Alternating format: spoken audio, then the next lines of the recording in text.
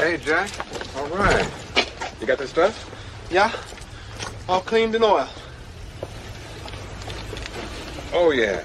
Beautiful. Beautiful. Let's get it on. Who are these guys? It's my theme music. Every good hero should have some. Hot damn, it's time to get down to the jam.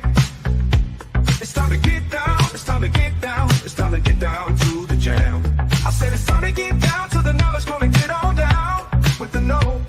On the morning coffee show, on morning coffee with Keith, here on Pop Culture Minefield.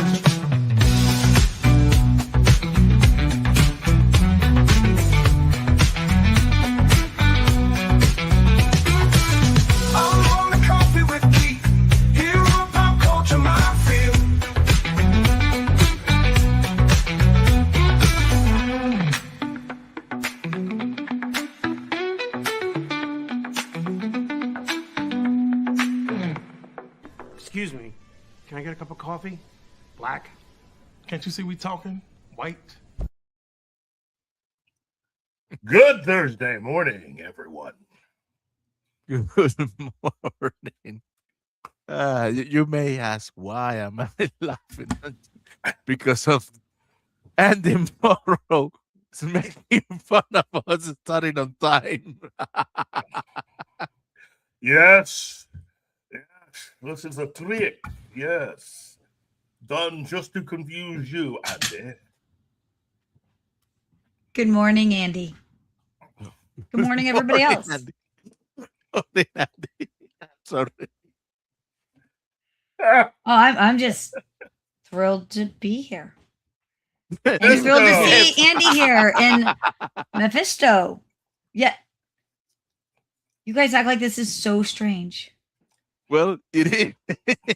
Oh, I've been a positive influence. You are. So I pulled up on my phone Rumble so that I can help you out, Martin, by kind of keeping. And M.A. Costa. That's me. That's you. Okay. I was like, somebody said good morning there too. I was like, yay. But that's you. We might have more people, but I have pulled it up so that I can kind of help keep an eye on it. Look at that. I'm useful. Yes, you are. Barely. No, you are incredibly useful. So I don't know. I'm watching a puppy chew on a blue whale. Hey, which reminds me of one of our topics. Yes. You guys can help decide who the puppy and who the blue whale on the story is. I will tell you this. It is way better to watch that and to even watch the best of anything related to K-Track. Oh, I just went there. Hold on. Ooh. Let me back up. Let me dust myself off. Because I took another shot at K-Track because it's easy. But you know what? I'm gonna refrain from taking any more shots at K-Track because today we're also gonna take a little bit of a look at where the DC Studios is right now, and I got to tell you, I'm kind of worried.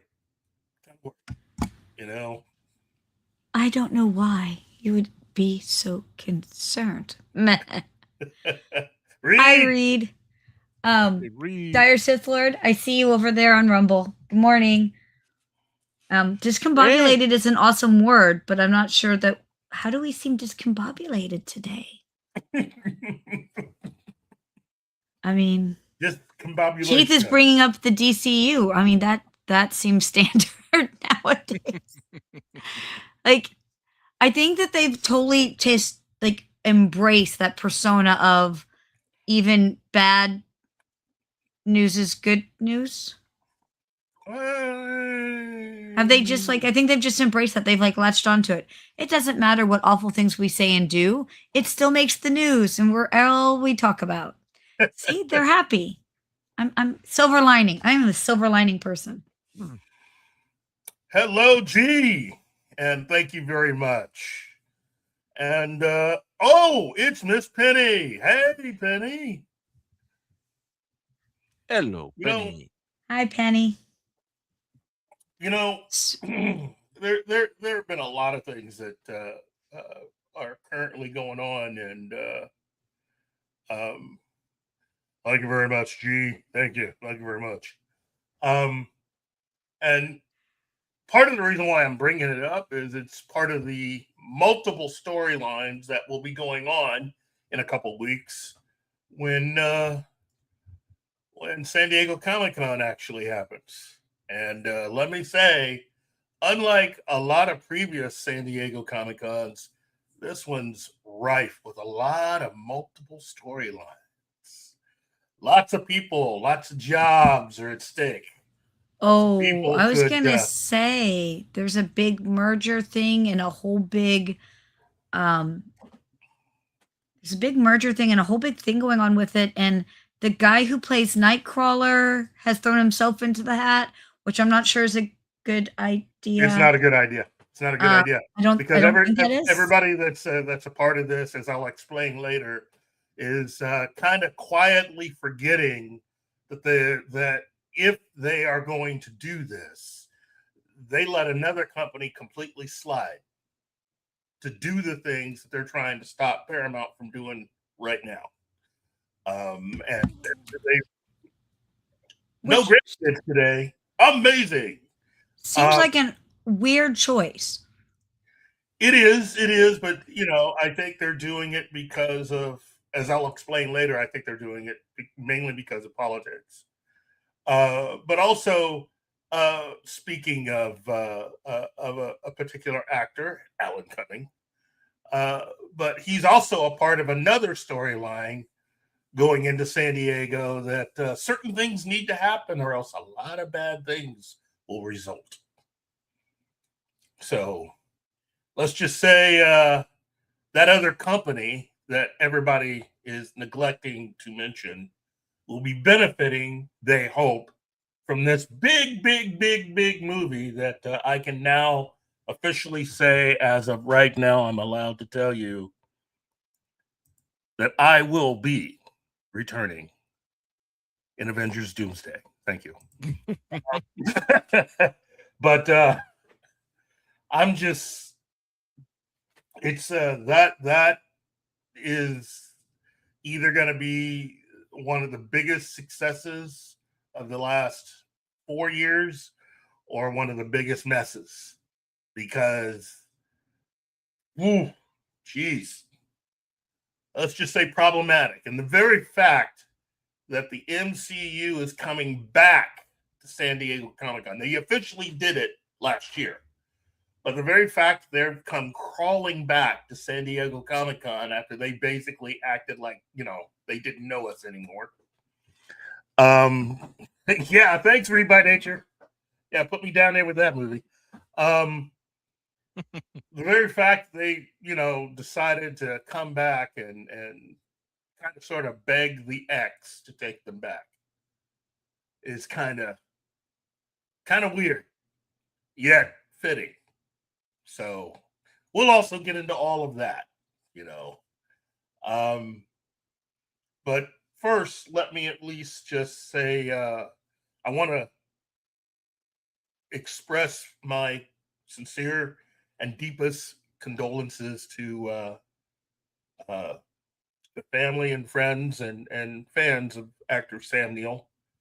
I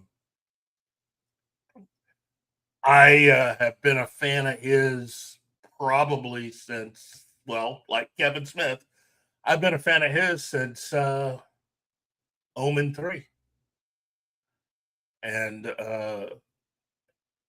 it's kind of a weird way to start in on someone's career, but I thought it was, I thought he was really good at it. But over the years, he just continued to be in all of this. All the projects that he seemed to just be a part of were so good. And he was so good in them. But out of all his recent stuff, I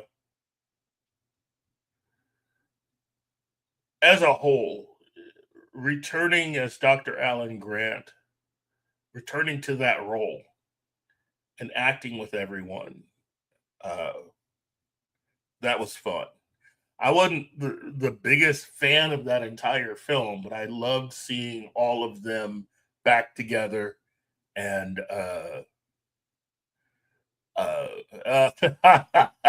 thank you, Andy. I and oh, everyone forgot her Event Horizon. No, I don't. no. There's just so many roles. But come on, Damien Thorne, come on. Yes, that was the first time that I remember seeing him. That movie will mess you up. And I again, I will just I gotta say, he was just an amazing talent, and he was just one of those people that it didn't matter what he was in; he was really, really good at it.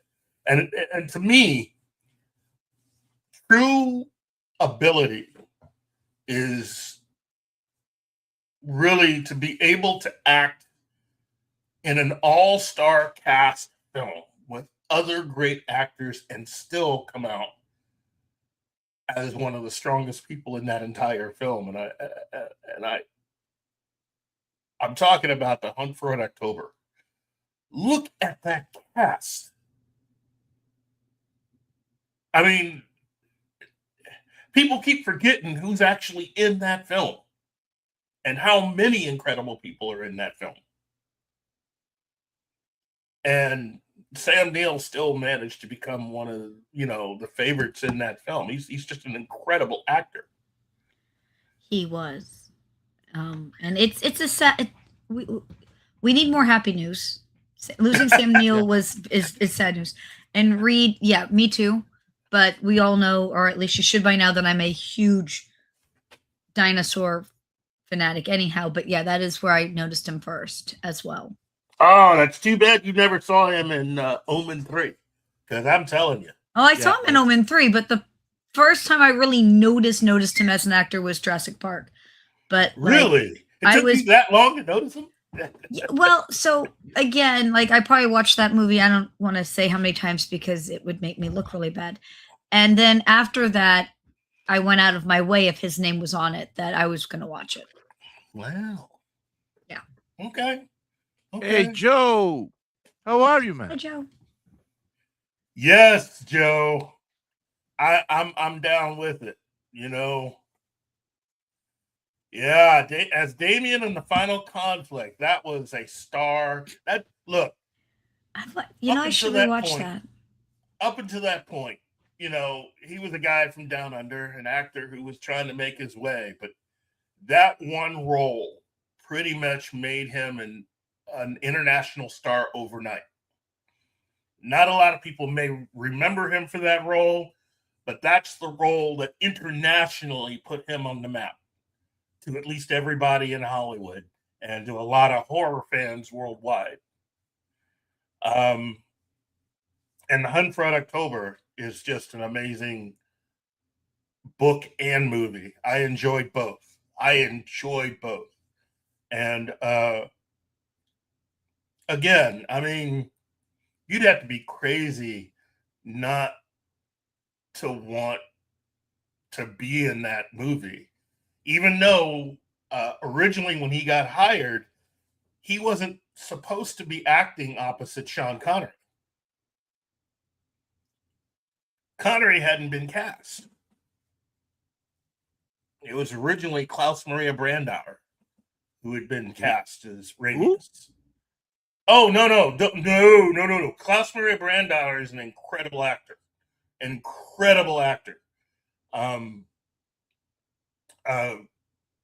guy would have been incredible as Ramius. He would have been different, but he would have been incredible.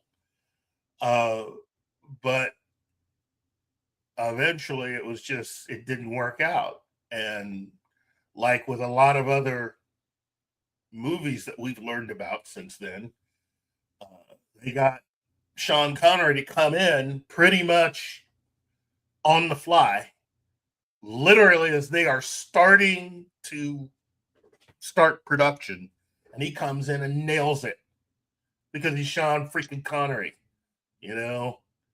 But that cast, if it's been a while since you guys have seen The Hunt for Red October, you need to watch it again. I'm telling all you guys, you guys are slipping if you don't remember that entire cast. I mean, that is just. I think Reed has a point. It just had so many really great people in it that it's not that he wasn't stellar in it. It was just that there were so many great people in it. Uh-huh. And I think, yeah. I think many people also forget that for many people, he is their version of Merlin also.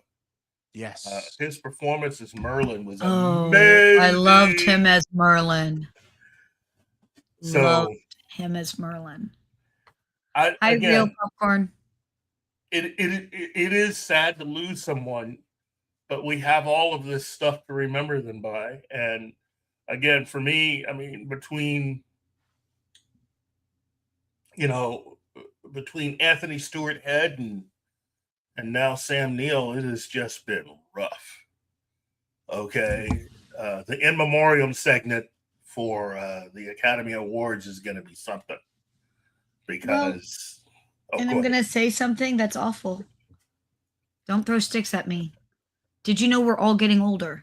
And then that means that people who are older than us are now like officially old. Yeah. Hi, Power Ranger. Oh, Power Ranger. I have not read it, but I did pick up the new Power Ranger with Godzilla.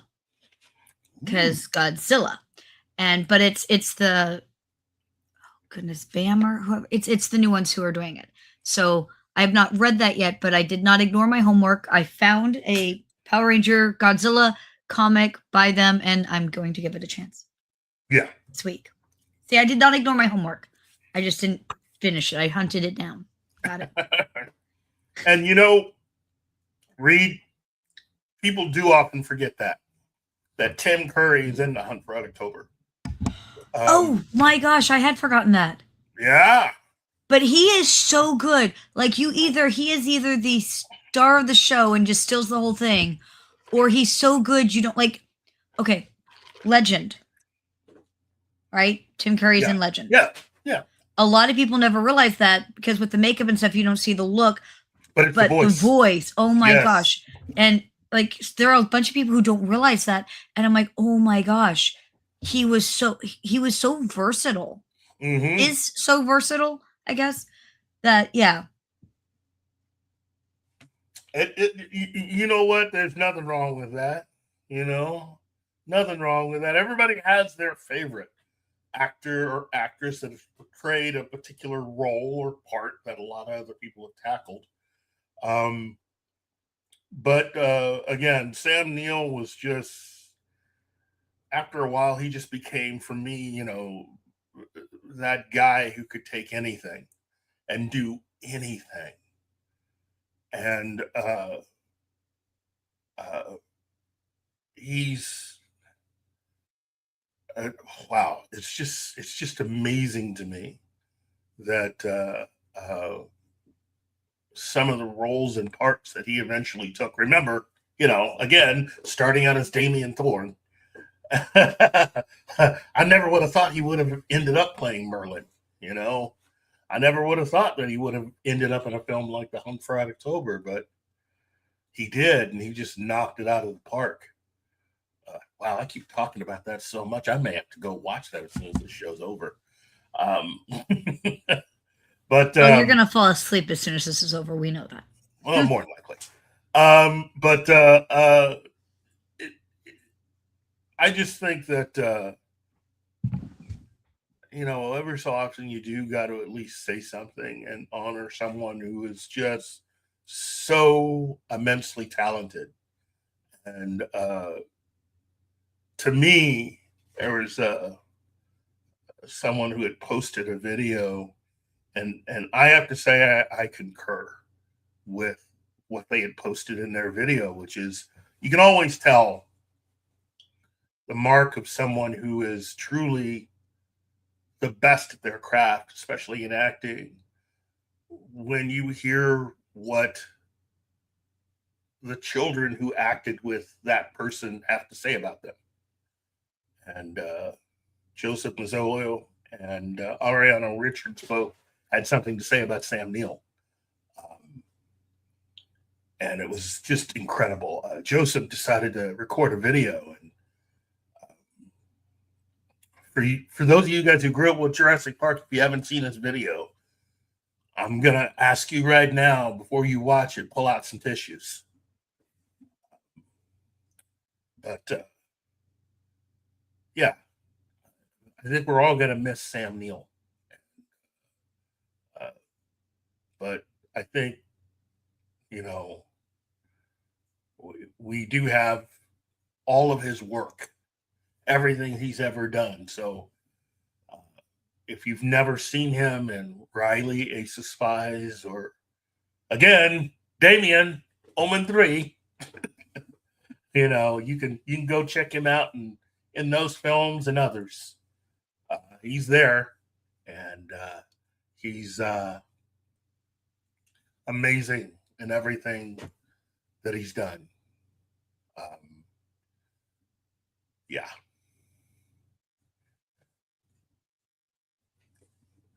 So let us begin with our good friends at Wizards of the Coast.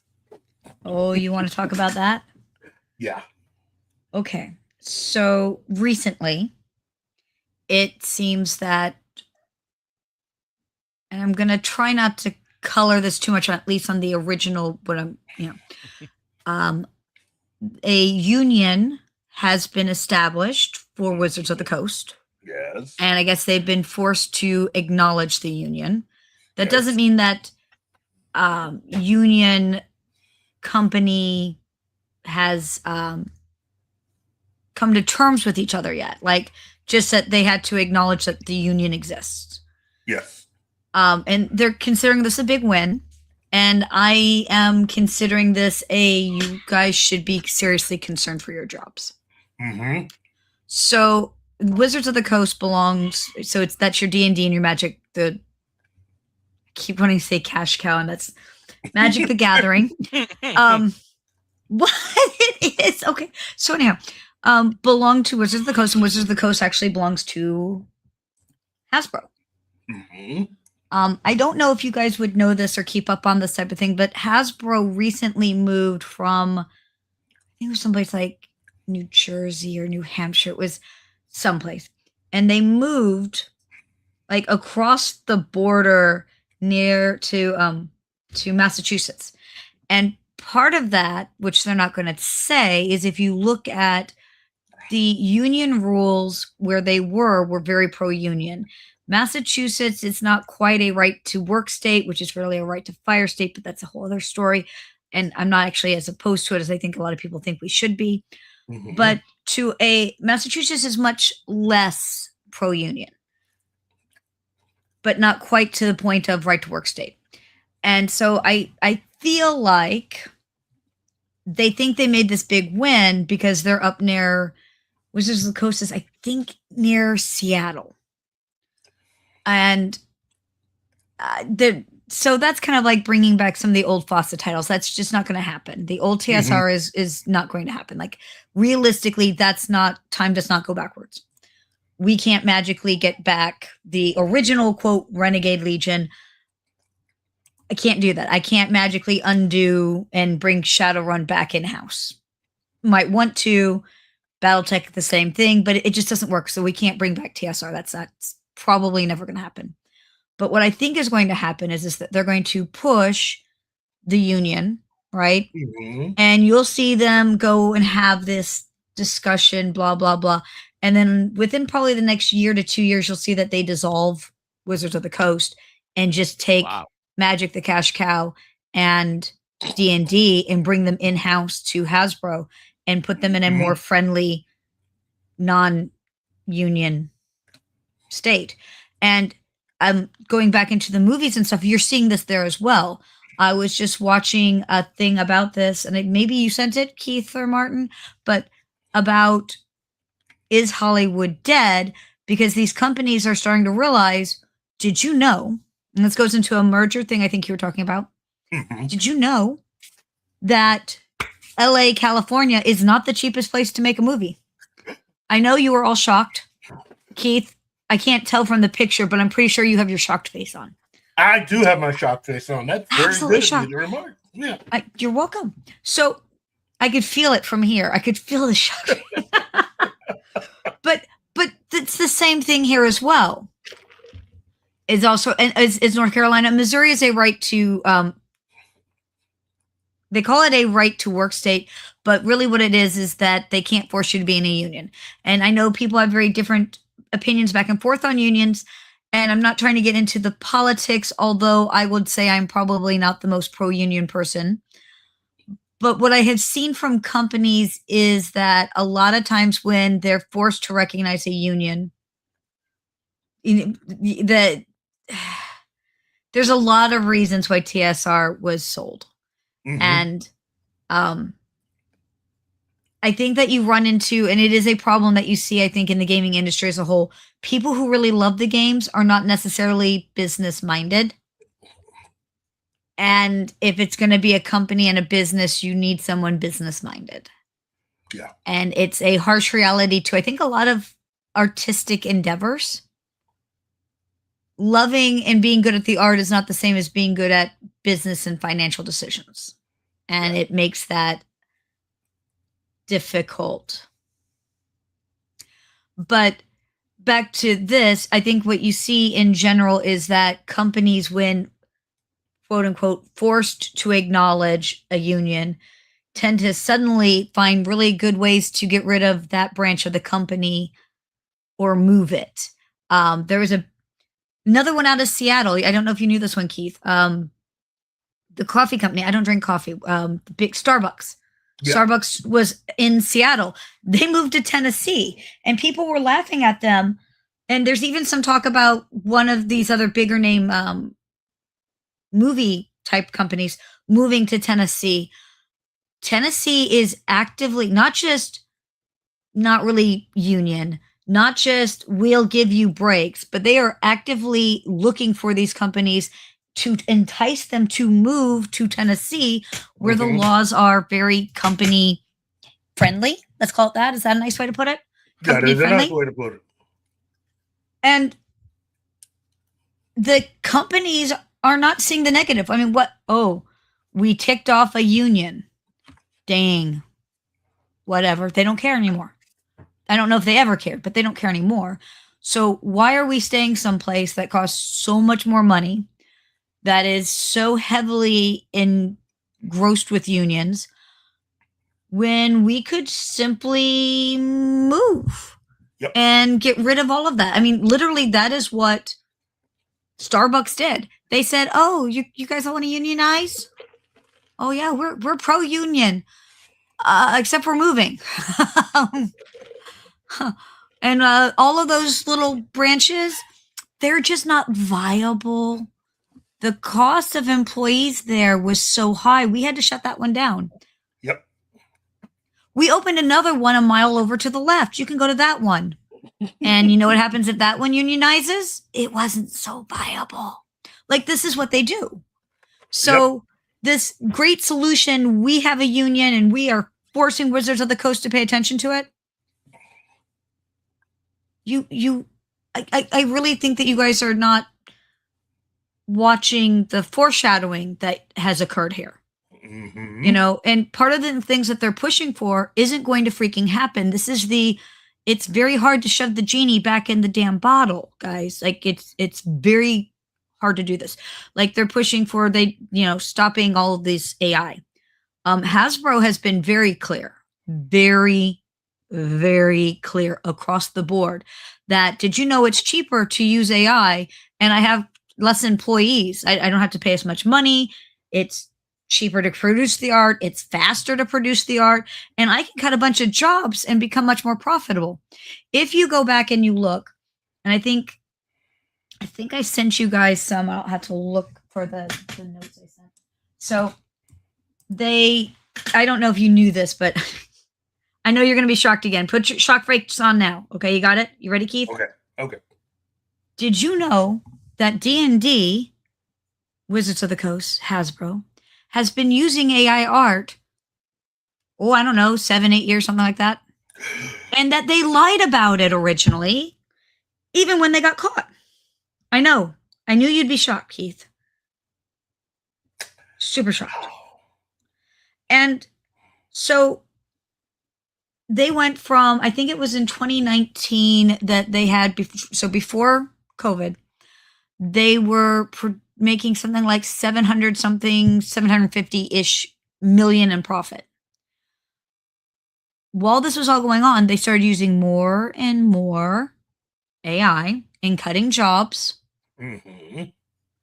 And in 2024, the profits went to 1.2 billion.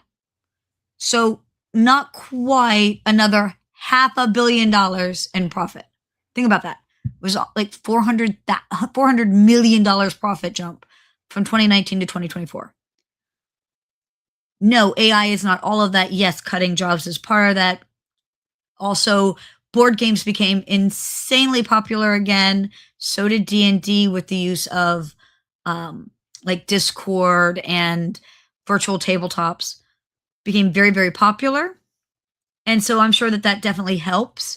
But let's be honest, so was the use of AI in cutting jobs. Hasbro has been pushing towards lean so that they make higher profits. So this is not, I think, going to go well for them. And I mean, prove me wrong, that's fine. I'm okay with being wrong. But I feel like you're going to see in the next year to 2 years, Wizards of the Coast suddenly moves or is dismantled, and they just totally bring Magic the Gathering and D&D under Hasbro to avoid all of that. Yeah. And just so you know, more proof that the AI didn't hurt their profit margins, because I know there are people out there. You want to hear an even funnier statistic?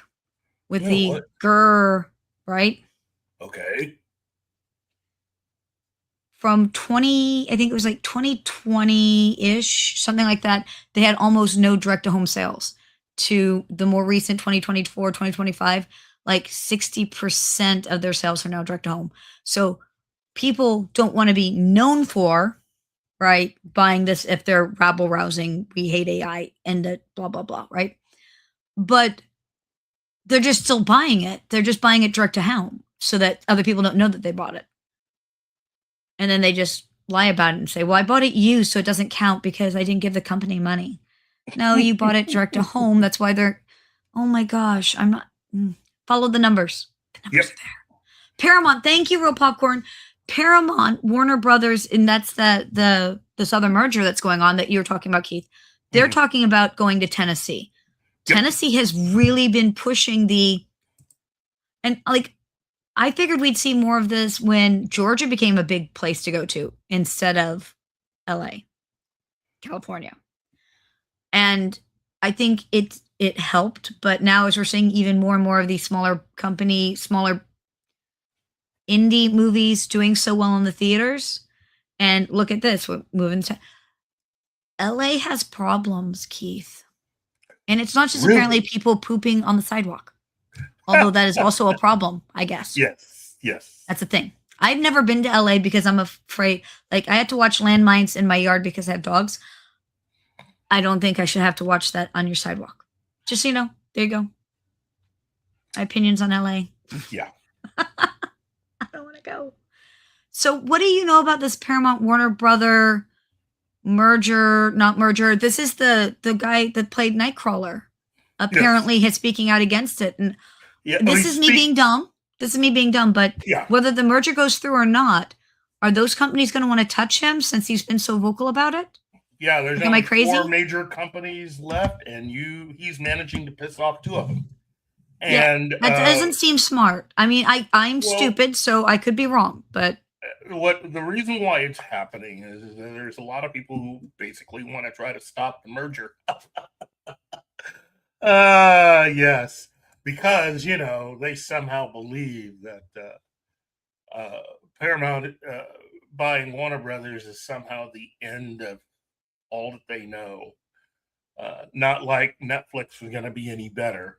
And trust me, I did say that. It was not like Netflix was going to be any better. The biggest difference between Netflix and Paramount is that the person running Paramount is actually someone who worked in the film industry, had some hit films, and has professed his love for the filmmaking industry versus, the people running Netflix who just seem to, do Netflix. And also, by extension, we're eventually going to end movie theaters as you know it, because they don't care about movie theaters. Period. Oh, and they only said that they would do it for about a year. They would continue to keep the theatrical window open, but beyond a year, there was no guarantee that they were actually going to stick to that. As far as making movies and making sure they had a nice theatrical window before they decided to put them on Netflix. If you shorten that period, that hurts movie theaters. Okay. So I have a question. Alan, that's not calling. That's what I'm talking about. Real popcorn. So I really liked, we were just talking about it, Del Toro's Frankenstein. Yes. Don't think I forgot about you, Martin. You are correct. I am wrong. On the air, everyone, publicly, Martin is right. I was wrong. I still like it. I still think it was beautiful, but it does take some, yes. Okay. So, but I went and I saw it in the theater. And then I realized that like a week after I saw it in the theater, it was on Netflix. Mm-hmm. And I had a bunch of people over and we watched it on the big projector and all that. But that seems so close. Like it just came out and then it was all of a sudden on Netflix. And I'm like, oh, Netflix made this. How is that working to put it in the theaters and then so quickly put it on Netflix? Like, if you have Netflix, why not just wait 2 more weeks or whatever? Yeah. And if you don't have Netflix, I guess you'll see it in the theater. Did that work for Netflix? Well, like, I can see where it's not good for the movie industry per se, but did it work for Netflix? Because, I mean, Netflix cares about Netflix. Because it got them a lot of press and some Academy Award nominations. The rule is that you can't win an Academy Award unless your film plays a certain amount of time in movie theaters, mostly on the East Coast and West Coast. Okay. And as long as you do that, you can be eligible for an Academy Award. And Netflix did it because they wanted to show everybody that, hey, we make stuff that's good enough to be appreciated by the entire industry. And that's fine. I like Netflix. I have a Netflix account. I enjoy watching Netflix. I enjoy their programming. Personally, though, I just did not see the logic in trying to own Warner Brothers and still be Netflix. Because here's the thing. This is the hard truth that a lot of these actors don't want to face. Disney Plus and all the other streaming services, they're not doing as well as many would like them to do. Netflix. What? You couldn't tell that by them jumping the price tag every 6 months? I know, right? I'm shocked. But Netflix they won the streaming war. Okay, it's over. Netflix won. And basically Netflix is paying out a lot of money to get a lot of the stuff going on to Netflix. In fact, some of the shareholders who are now officially sick and tired of losing money, they're entertaining the possibility of, shutting down Disney Plus and offering a lot of their goods on Netflix. Because for some reason, Netflix seems to want to pay millions, or for certain ones, billions of dollars to host a lot of stuff. And, you know, certain people are doing a breakdown of the numbers at Disney and figuring, you know, we could actually make some money out of this.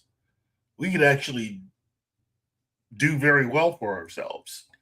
Personally, I think what they did was they just called up Sony and asked them, you know, how they keep swimming in cash. And Sony just replies, because we weren't stupid enough to start our own streaming service. We've just been dealing with Netflix, so we've been making all this money. And I mean, that's the long and short of it. Netflix didn't need a studio. You know, like Captain Kirk asked in Star Trek V, well, what does God need with a starship? Well, what did Netflix need with a studio? It's the same question. Okay. So, a question. Yes. Well, using Del Toro's Frankenstein, which I understand he took liberties, and I thought it was visually, but I've always liked Del Toro's work. I love visually, he's always freaking beautiful as heck. So I've got two questions. Did Netflix make bank off of it?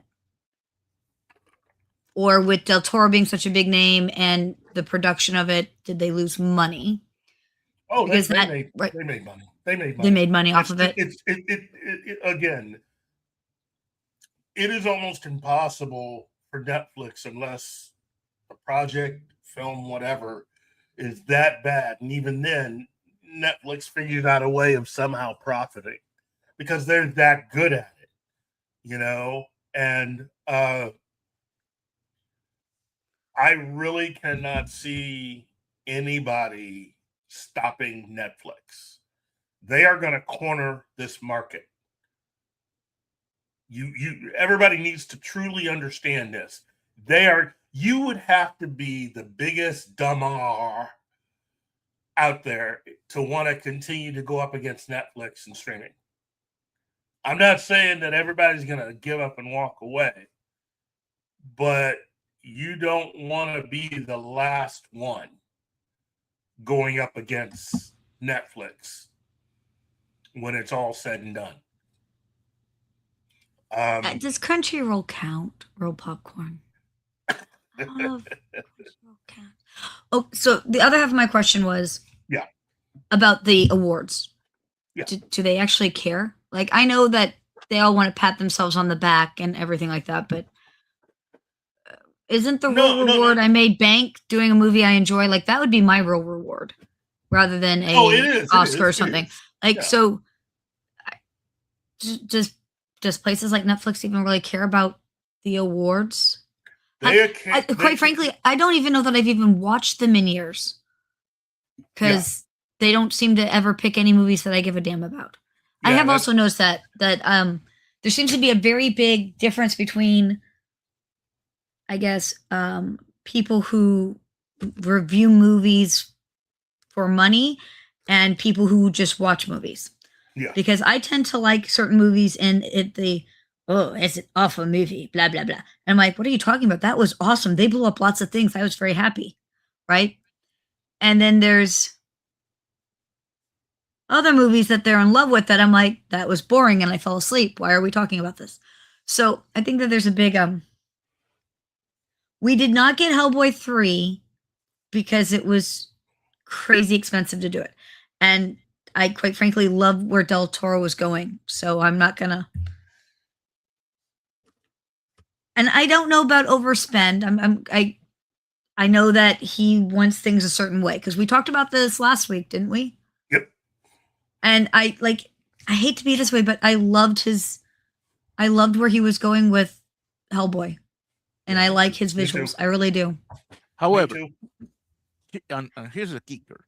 That is his rendition of Hellboy is the most departure thing about considering the source material. Yes. That is not Hellboy. Yes, that is not. But no, I'm not going to fight that. That's pretty true. Yeah. Let it finish. even though it is so different from the comics, I still love that cinematic universe that he made for Mhm. Hellboy. Now, So if you ask me, the best Hellboy movie is The Crooked Man. Oh yeah, Because it is exactly like the comic. yeah, so and I've said this before. I walk into comic book movies going because I know it's going to be very different. Okay. Yeah. And I 100%. think that as long as we keep generally in the correct vein, Yeah, and like I said, I loved what Del Toro was crafting. Is it comic book on this? No. But he also didn't do that thing where he goes, well, of course not. Why would I even read a comic? Like he didn't go out there and just like do what people do on LA sidewalks to his fans. Like he didn't do that. He was, I think, respectful to the fans. And yes, it's a departure. I just hello, Thank you, Reed. nurse. Thank you, Reed. Hi, I was gonna Reed. get to that. Hello, nurse. I was gonna get to that because that was gonna be awesome. And Warner Whoa, Brothers. that was a possibility. Why didn't we get this? Oh, honey. Sweet heavens, I No, would no, have no, no, watched no. that. I got a better one for you. No, I want I got a this better one. one Bring it for back, you. Keith. Magically bring that back. Del Toro not only contacted Warner Brothers about doing that, but before that, he contacted Marvel about doing a Hulk, doing his version of the Hulk, and both of them turned him down. Okay. Because I know he said no, he wouldn't lower his budget. This is the budget he needed for Hellboy 3. I get that. I get it. He's very kind of demanding as far as what he wants. I see that, real popcorn. But hell yes, give him the money, people. Give him the money, and I will go to the theaters. I might go to the theater more than once for that movie. What are you talking about? What is wrong with them, Keith? You have a bunch Oh, of there's so many names. Yeah, So many we are living in a period, as I had stated last week, where where you have people actually think that the fandom is only useful for two things: for getting them excited about said project based on something that they love, and like lemmings, going to see that said something in the movie theater or watching it on television or on streaming and making sure they take as much money from the fans as possible. That's it. Outside of that, they really could care less. And as I've said before, part of the reason why the MCU is in so much trouble is because they spent Phase 4 hiring people who are not fans of the source material for all the projects that they did. And it wasn't like they were trying to hide it. They seem very out in the open about I don't even read the comics. Yep. As if they were proud of it. They literally acted proud of it.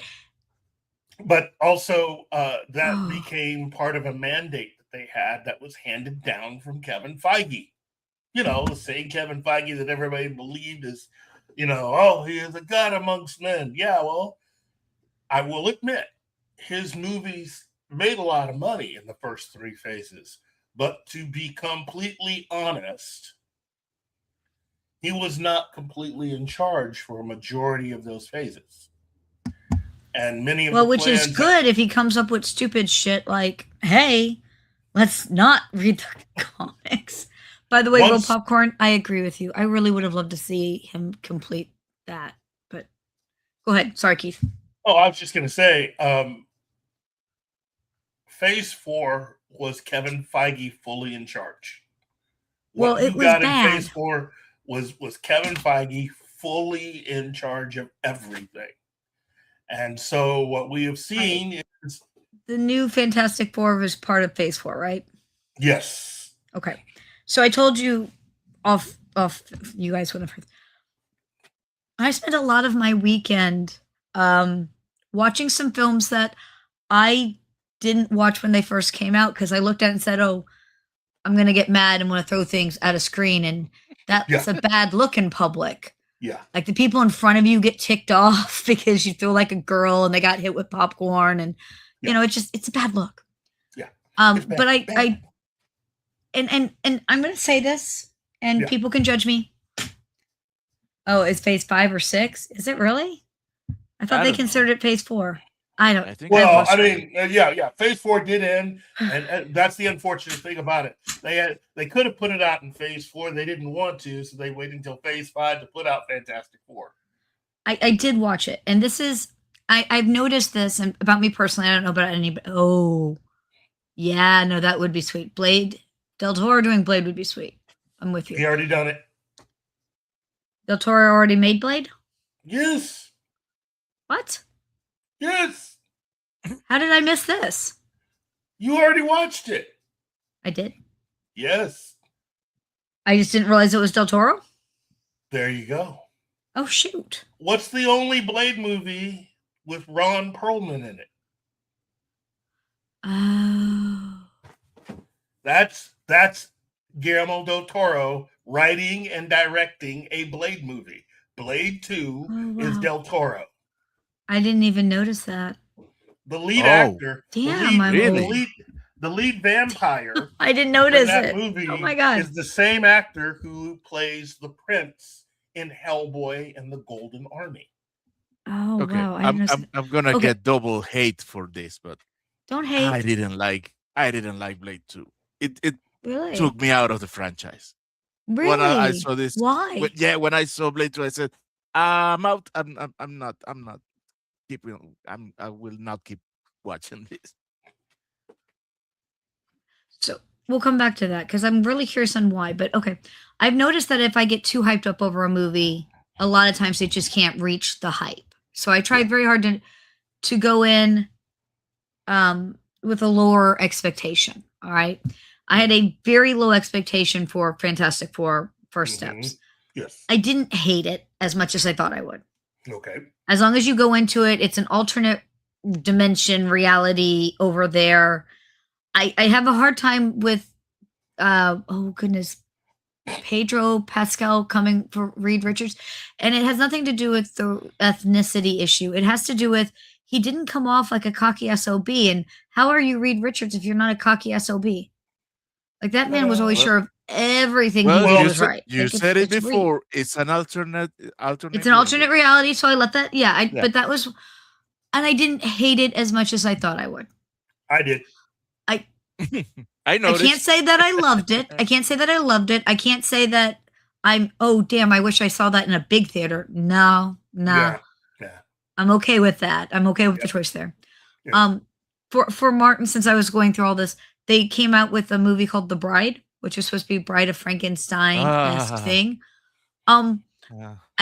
I would like my It's time another back, movie called and I'm The Bride. still very, very confused by this whole thing.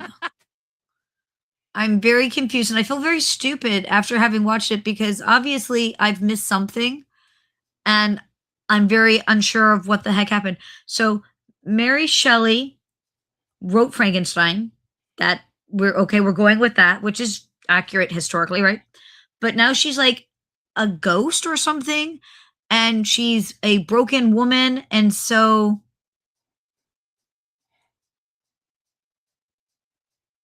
Mhm. it's so sad that we lost Martin from the panel. We lost Martin.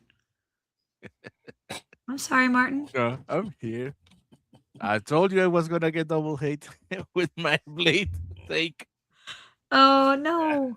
So I'm doesn't being read scientists. No, canceled he by really Reed. doesn't read scientists. You're right, Real Popcorn. He just doesn't feel right. But so Mary Shelley is broken, and then there's a Mhm. broken woman, Mhm. and she, with her fractured mind, has been invaded by Mary Shelley and is now acting even crazier, which gets her killed.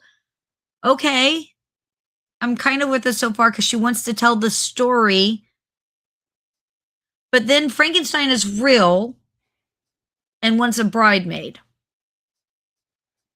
Okay, wait. I thought that this is just a story that Mary Shelley wrote, and Mary Shelley is a is an author, and she's fractured, and she's in the woman's mind. That But plot Frankenstein as is clear also as mud. real. And then there's a musical scene where they actually do like musical theater where they like sing and dance, or like they don't sing. I guess there's like a dance number, which also seems to be real, like not in their heads, real. Jeez. And it's like Bonnie and Clyde for a bit, and we have like I'm just very confused and I feel very stupid, Keith. No, you're not stupid. It's just somebody was doing an awful lot of cocaine and decided to. I needed drugs. If I did more drugs, I would understand. Okay. Not just drugs. It has to be cocaine because I don't think that's a good idea for me, Keith. Well, can I do some other drugs? Maybe if I was drunk. If I was drunk, would the movie have made more sense? But I really left that one feeling like I've missed the point. I don't understand the plot. I don't understand what we're doing. Yeah. And I'm not sure I don't think I ever want to watch it again. I mean, I know that sounds mean, but I kind of want my time back. Yeah. And I don't ever want to see that again. And maybe it's just me and I'm old fashioned or something, but I think I should be able to understand what the movie is saying. Not nowadays, because and like I said, okay, look. Fantastic Four alternate reality. Not sure that I'm in love, but it wasn't as bad as I thought it would be. But I totally understood what the plot was. Yeah. Well. Okay, like I understood what was going on there. This one, I didn't get it. I didn't understand it. I have to just sometimes shake my head and just go on with the rest of my life because there are certain things that sane people aren't really meant to understand. And as far as Fantastic Four goes, it doesn't matter that it's an alternate reality. It was a bad movie. Pedro Pascal was not the first choice for Reed Richards. In fact, I think Popcorn's right. He doesn't read like a scientist, let alone there's a reason cocky, self-assured one. There's a reason for that. Pedro Pascal, not the first choice. He wasn't the second choice. He wasn't the third choice. He wasn't the fourth choice. He wasn't even the fifth choice. They had a bunch of big name actors who they wanted to play Reed Richards. And every single one of those actors turned it down. You want to know why? Because the script was written in such a way where they just basically seeded all of the natural leadership and everything else was rewritten so that Sue had all the power and all the men basically were the women of the team. And every single major actor's like, I don't want to play that. I'm not going to do that. Okay. And Pedro Pascal said yes, because, he's always willing to strike a blow and was willing to give that up. It's like I've been saying, that movie was as loosely based on Fantastic Four as a movie could be. That movie was so loosely based. Dire Six made a good point over on Rumble. Fantastic Four films are career killers. Yeah, well, it made the last. It's kind of cursed a little. Michael B. Jordan's career survived Fan Four Stick. Yes, but that's the thing. Miles Teller's career survived Fan Four Stick. This movie was so bad it made Fan Four Stick look good. Ooh, wow. No. Yes, yes. No. Because the characterizations were at least there in Fan Four Stick, and they were completely missing in the MCU version, mainly because they were trying to make a point. So, Keith, may I remind you? Alternate universe. Doesn't matter. No. Alternate universe doesn't alter it that much as far as the characters, who they are, what their motivations are. But it could alternate. That's the whole point of alternate universes. I'm still not saying it was a great movie. Yes. I'm just saying. It altered it to the point where you undid the basic instincts of a father and the logic and instincts of a mother. Because I'm gonna put the baby out as bait. Like she starts out with even forgetting. Wait, why would you even tell people like that? I never understood. Like, yeah.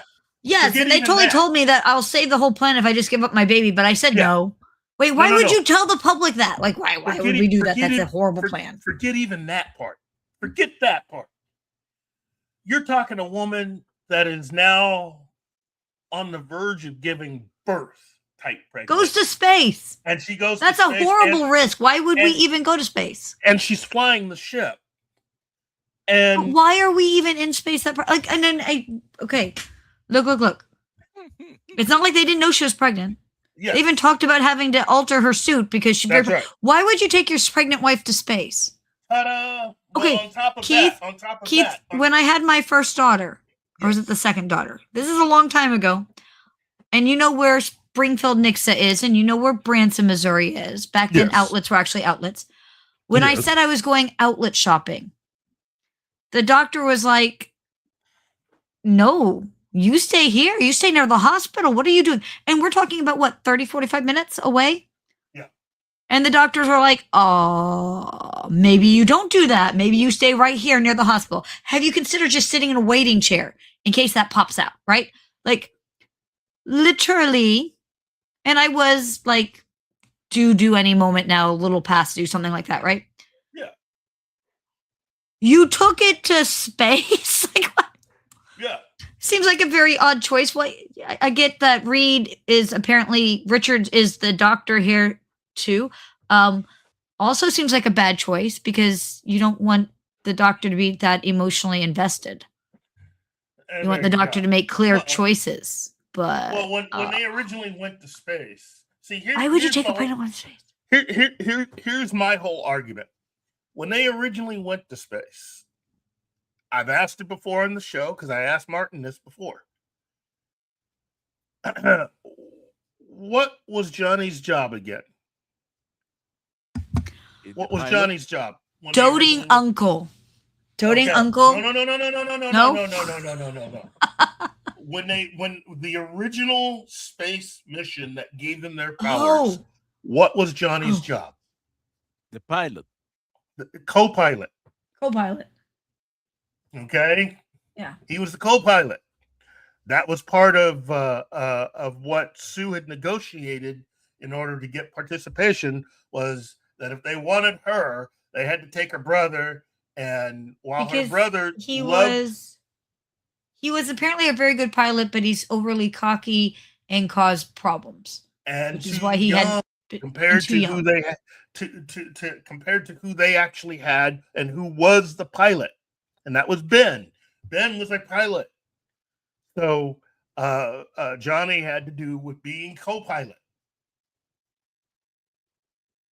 So, of course, this was Reed's experiment, so he had to be on the mission. So what was Sue's job again? Coffee maker. So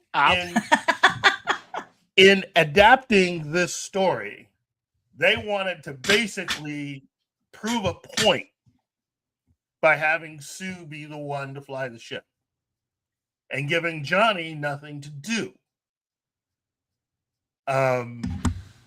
Writing the character in such a way, and again, changing the Silver Surfer sex and having Johnny be the one to communicate and reach out to her and blah, blah, blah, blah, blah. It is all so blatant. It's not even funny. I would not have minded if they had just had Johnny do something different. Then if you're not going to have Johnny Storm be the pilot, you had to give him some other job to do, or else he's just a rich kid hanging out, because everything else that you kept in his personality is the reason why he is a really good pilot. And he's a pilot that is living the dream that every pilot, every person who's ever dreamed of flying a plane, the thing about Johnny Storm is he's living that dream to be able to fly without the aid of any machine. Johnny Storm's big thing is that he can drive or fly anything. He's gifted. So when he got his powers, he's living the dream. He's won the lottery. He enjoys being who he is. Unlike Ben, who doesn't. And Reed, having been friends with Ben for so long, he owes Ben. Ben makes him promise to cure him. So that's a majority of what Reed's carrying around. But he also has to, he's a curious guy. He's a guy that, he's the original tangent lad, meaning that any stray thing that happens, he's going to want to investigate it and then experiment with it and blah, blah, blah, blah, blah.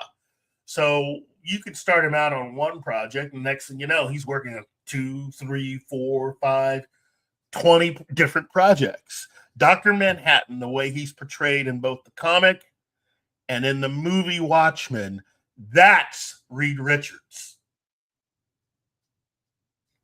That's exactly how Reed is. And Sue, her big job is the fact that she is a very good business person at a time when women weren't really seen as business people. So when the team with their powers has decided to help people, she is the liaison. She is the face of the team, meaning she does all the interviews. She's the one who gets contacted about everything. You do not get access to Reed. You do not get access to Ben. A lot more important than people That's right. realize. But the people making the movie didn't realize that. All they know is they came in and it's like, well, she didn't do enough. She's probably just getting coffee, so we got to write it in such a way so we can give her all the power. And it's like, you didn't need to do that. If you actually but if you think about it, the person who controls what, not that we have this per se, but let's say there was a person who controlled what the Supreme Court saw, has immense power. Yes. But they didn't want to do that. There is power in that. Yeah, they didn't want to do that. They didn't want to play by the rules as set up in the comic. And again, you could still have done an alternate version, but you could have at least kept the basics the same, in so much as that she had a lot of power to be able to tell people no. She's the one who everybody has to negotiate to get access to the team. She's everything short of being their lawyer. Okay? And all Reed does is he just gets to be in the lab. That's his thing. That's his superpower. He can come up with all kinds of stuff. He's MacGyver on extreme steroids. And, of course, Ben is kind of, he's kind of the emotional one in a sense. He's the one that, in his mind, has lost the most. And with Johnny being someone who is just waking up every day, happy to be who he is, happy to be able to fly, happy to be able to go out and party his backside off. Remember, he grew up having all kinds of advantages. He grew up with money and everything else. So now he can fly. How do you think someone like that's going to act?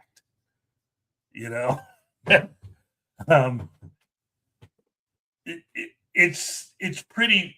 The Fantastic Four is really simple, and they took something really simple and made it not only difficult, but they made it nonsensical because they wanted to prove something in the way that they told the story, and that's what ruined the movie. If they had stuck to just telling the basic story, even if it were in a different universe, they probably would have had a hit movie. But they couldn't get the dialogue right. They couldn't get the characterizations right. And they were so heavy-handed in how they did everything. They were trying to really make it obvious that Sue is going to want to cheat on Reed. Okay, and they had to first show why she would feel that way. Okay, You know, wait. She cheated on Reed? This comic book history, yeah. Well, Why yes, did- in comic books, yes. I thought in the movie, I was like, how did I miss that? No. in the movie? No. They Well, are did I fall setting, asleep and I missed something? they are setting it up so that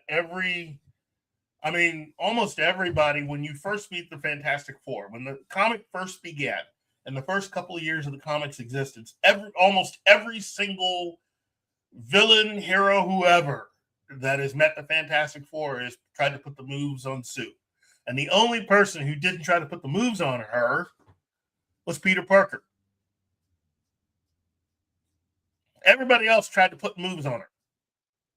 Namor tried to put the moves on her. And the way they write the X-Men for the movies, they ripped off the Fantastic Four is what they did. I'm not saying that didn't happen in the comics, but that's where that originally came from. You know, Namor and Reed with Sue in the middle.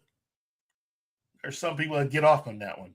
But no, Sue is questioning, you know, if she could stay with Reed when Namor starts hitting on her. In fact, there's a Black Panther comic when he first meets the team and he's hitting on her. So the people behind the movie for the MCU decided we just want to do something a little different. And so they went We're out of going to their make way. it so that no one wants to hit on her. That's it. Because technically, even the Silver Surfer kind of has feelings for Sue. Although at the same time, her beauty allows her to communicate with this being from across the stars in order to get him to understand that Earth is a peaceful planet.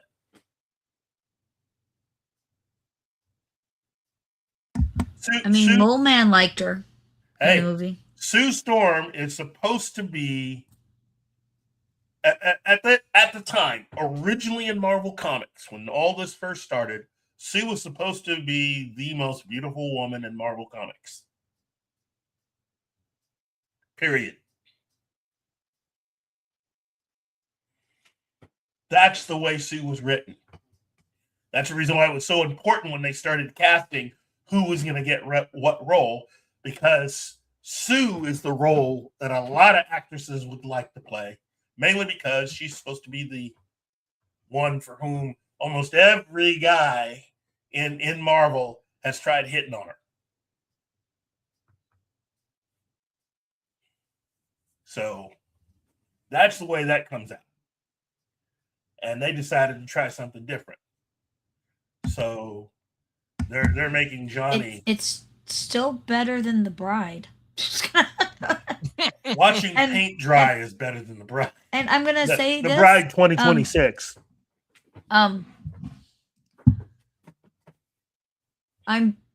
I don't know that I want to see what they cut out, because I don't know that it would have made any more sense.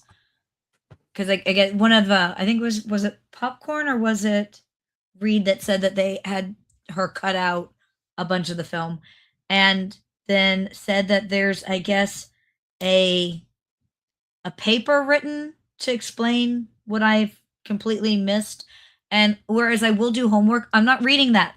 I'm not watching any more of that film, and I'm not reading that. I'm going to throw that out there. Not happening. Post-film essay. Yes. Thank you, Popcorn. I don't want to read this essay. What do you mean? They actually wrote an entire one for the Odyssey. Oh, I'm sorry. Did I speak out of turn? Okay, so I have been trying. I've heard not good things about the Odyssey, but I haven't seen it yet, and I've been trying. And then, like, I saw a bunch of stuff saying that they were trying to keep it realistic. And I have some questions about that. But then I found out that apparently they use Viking boats. Yes, they did. I love Vikings. I love Viking boats. Yes. They're very cool. Yes. They do not belong in the Odyssey. No. Nope. For a multitude of reasons. Yes. how are you on one hand telling me that this is Ancient. historically realistic, historically Yes. accurate, Hello, Gambit. and then you're using goddamn biking boats? Hey, What is wrong with your brains? it's Hollywood. Plus, they Okay, but then how don't does- claim it's realistic. Claim that this is a re-envisioning. Claim that you Andy, took a lot of Andy, creative license. What? Andy, What? Andy, you got to remember, this is made for all the people that love Bridgerton. That's who the Odyssey's made for. If you I have felt not that- seen Bridgerton because it looked like chick flick stupid, it- and that- so I that's don't watch that. If you Oh, just so you believe know, in the Martin, way- I don't watch anything chick flicky. Like, it's not. I meant it when I said I look at movies and I rank by explosions, and gunfire counts because those are little explosions. Nudity, of which I think there should be more male nudity because that's what I like to watch, and gore, and things like Bridgerton doesn't. Isn't that just like a chick flick drama thing? Like, I did not watch this. it's historically accurate. Wink, wink. Please. Apparently, none of these people have read a history book. No. You're thinking of it the wrong way. We want to be more inclusive. So if it goes against history, that's okay. As long as it fits the way history is in our head, then it's historically accurate. That actually is not how that works. Oh, yeah, but it does. It works like that in Hollywood now. That's the reason why no. everything's the same. Yeah. I don't think that's how that works.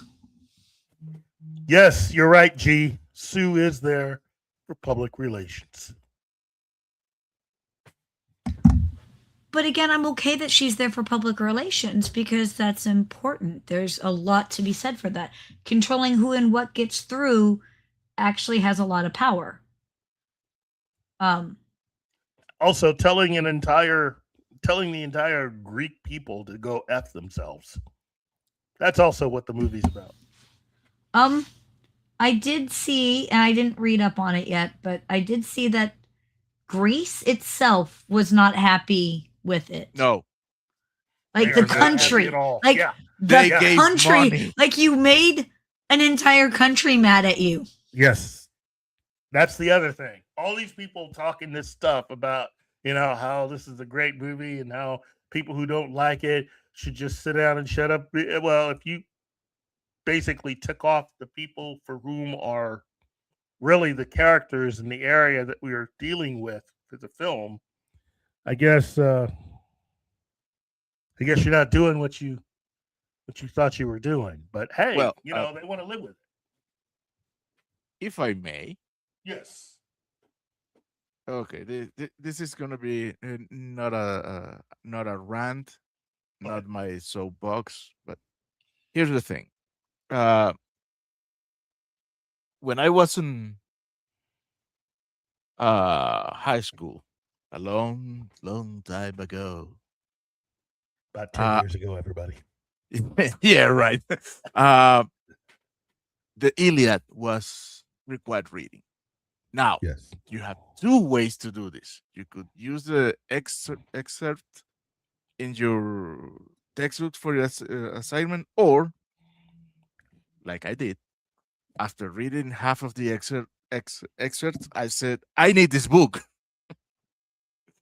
And went and read the book, and then I got word that the Odyssey existed, so I had to read the Odyssey too. That's for one. I love Greek mythology. I really loved it, and I have Clash of Titans to be thankful for. That was my introduction. Then we have the other side of the coin. I like Nolan's work.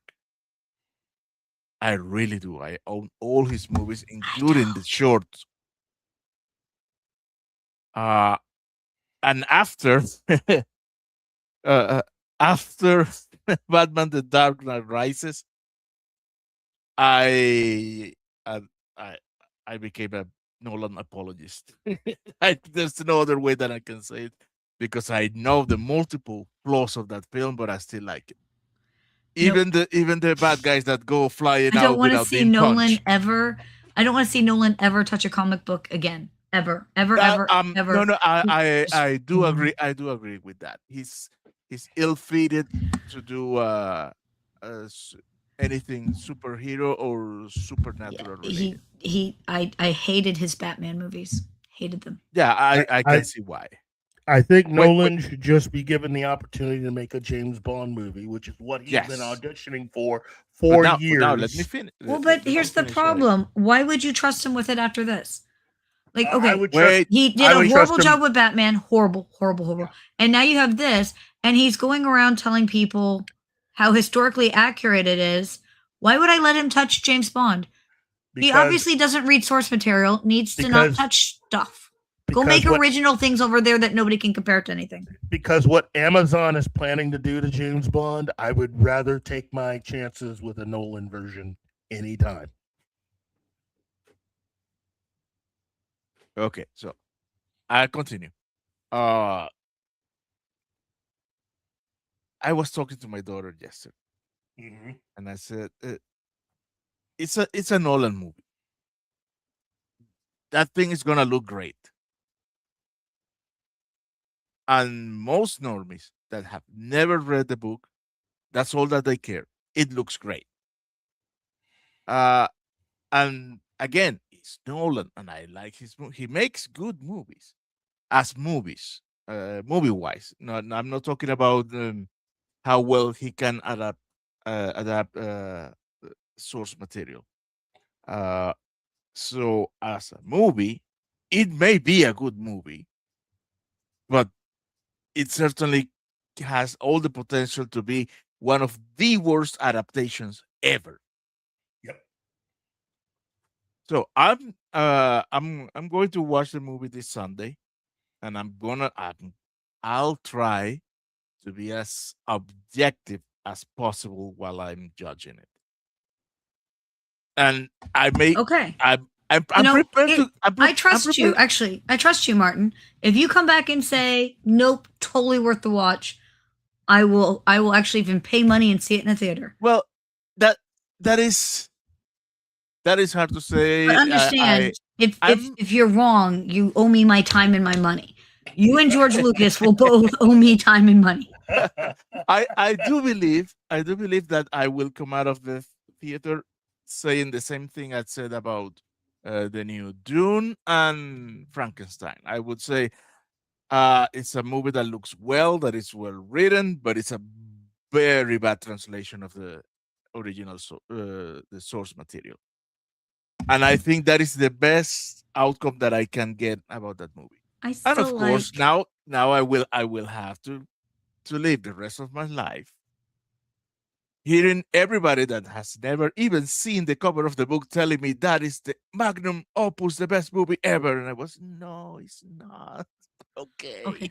Cool. That's Dire sits over on Rumble. James Bond will likely be driving an electric car. Oh dear God, please say no to that. No, There's no no, way that no, James no, no. Bond is driving an electric car. Please, No, there's just no. no, because he did. I like how what Joe Santmonfield always says. If you want to see what a Bond movie made by Nolan is, just watch Tenet. Because the character, the main character, is basically Bond. Yeah, he is. He is basically Bond. Yes. And he uses power vehicles and weapons and everything. Yeah. No, I agree. I agree with that. And again, I would. I just. What Amazon is going to do to that character is. I hate to even think about, because give him a steady girlfriend so I he can did commit see to an somebody. interview with the lady they had playing Helena Troy. Bye, Penny. Have a good nap. Bye, Penny. Okay, well, hi, Tree Rock. I'm sorry for tearing up the bride. I'm sorry. So No, he's agreeing with you. because I don't think I'm wrong, but I don't want to be negative all the time. I like happy things. I really do. I Gambit the first. So in this interview, the lady was asked if she could ask Homer a question, what would it be? And she comes up with something about why aren't there more women in it? And it's, have you read the Odyssey? You understand it's about a boat and some men, which she didn't take a lot of women on a boat because that's not what most women were at home with the children. Like that's just the time period. And there weren't really a lot of female soldiers. And because it's about the sailors and the soldiers and the how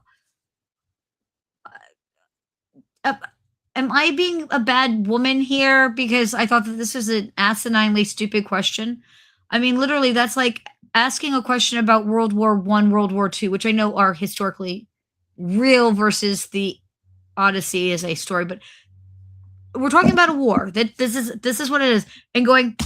I just don't understand why there weren't more women at the D-Day. I would like to ask the generals why there weren't more women at D-Day. Is it not the most asininely stupid question you could have come up with? Am I being what? Why didn't President Lincoln ask General George Washington to help him fight the Civil War? Right? Time and space and some wibbly wobbly. He didn't have a TARDIS. That's the answer. That's pretty much it. But why would you ask, like, of all the things you could ask Homer, right? Yeah. I just don't understand why there's not more female representation. Yeah. Right. This is, do you remember, because Martin is not old enough, but what? Keith, do you remember the Rock the Vote thing where MTV was totally all up in because they're trying to get the young voters out and they had the big thing and the idiot woman goes up there and goes, and now you're going to be talking to one of the two people who will be the next president, right? You're getting to ask questions of the next president in the United States on MTV Live. Yes. Right? Do you wear tidy white? Like, are you fucking kidding me that's what you asked about their underwear? Right? Like, this is historically in my head. It's now one of the stupidest questions I've ever heard. If you could ask Homer anything, if you could ask the next president anything, these are the questions you come up with? Stop making women look bad. Stop making women look bad. Tell me I'm wrong. I will accept it, but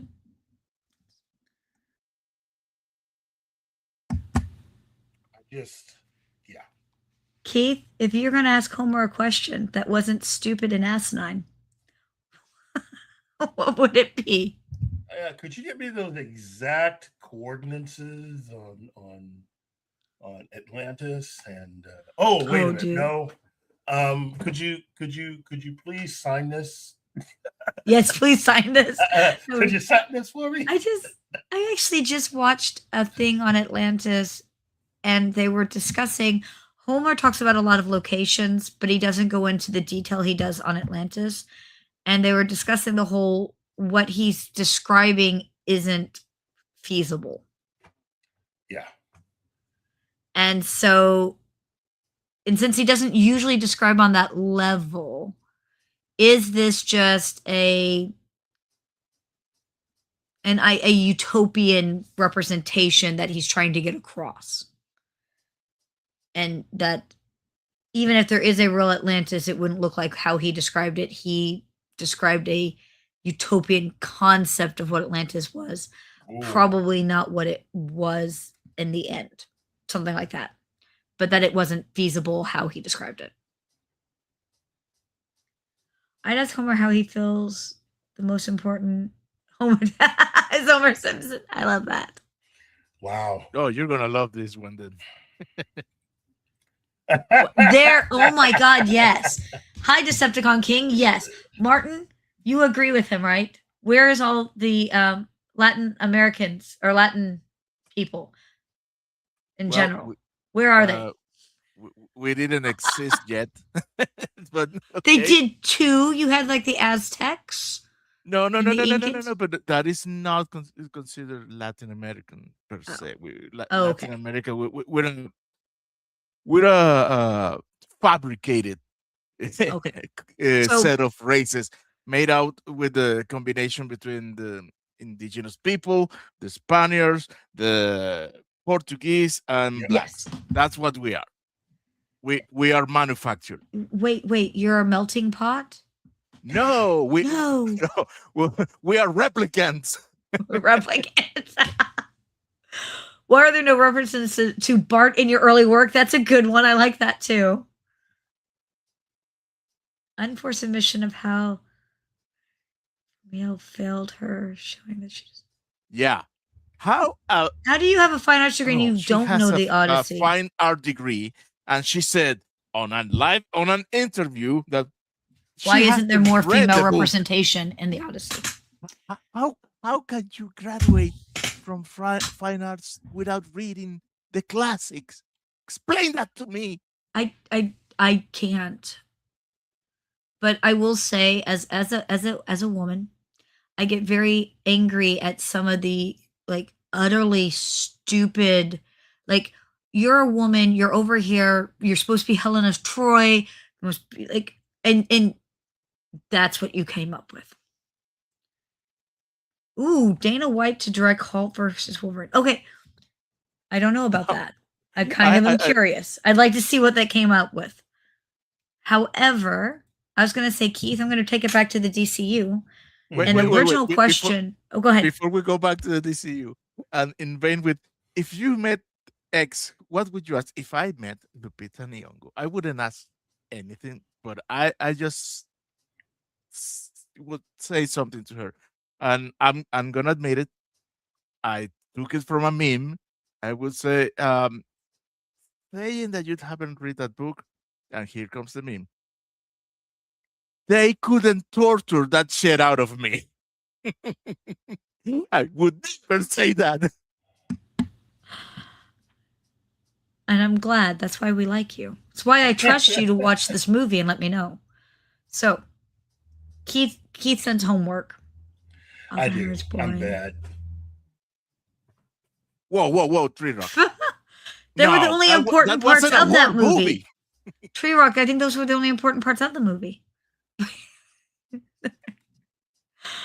So the question on the DCU was, if suddenly the skies open and, the sunlight rays of the cosmic creator came in and said, Keith, you are now in charge of the DCU.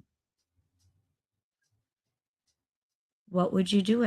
What would you change? What would you stop? What would you start? Martin, you get to answer the same question, but Okay. we'll Keith start. If I were given, first thing I do, rehire Walter Hamada.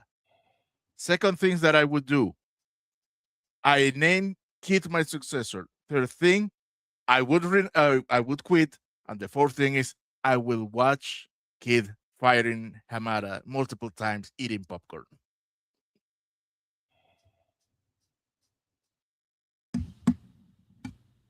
That's fair. Yo, you with us? Yeah. I've been trying Definitely to needs catch the up with popcorn, but that's fair. While you guys have been talking, I've been going back and looking at some of the past questions, because I know I am missing a lot of stuff. I like Drinky Crow. Like what James... They say they're going to do that movie, but I don't see the point of it. I think that story was well undone. Here we go. Oh, Edge of Tomorrow 2. Okay, I'm going to tell you. Edge of Tomorrow 2 right now is on shaky ground. But it's on shaky ground because, realistically, because of all the strikes and everything that they've had. Part of the reason why you have certain studios thinking about leaving isn't just about unions. It's also about,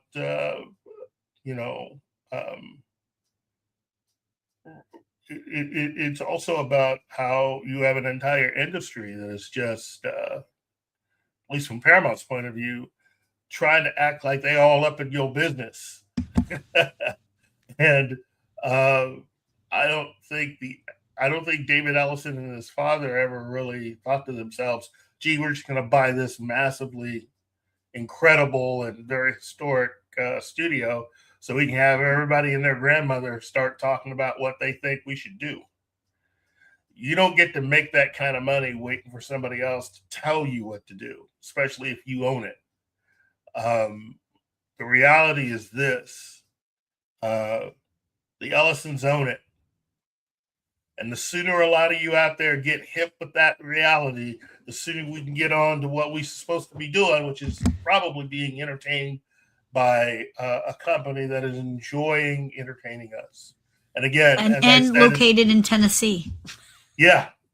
I'm telling you right closer, now. I can go visit.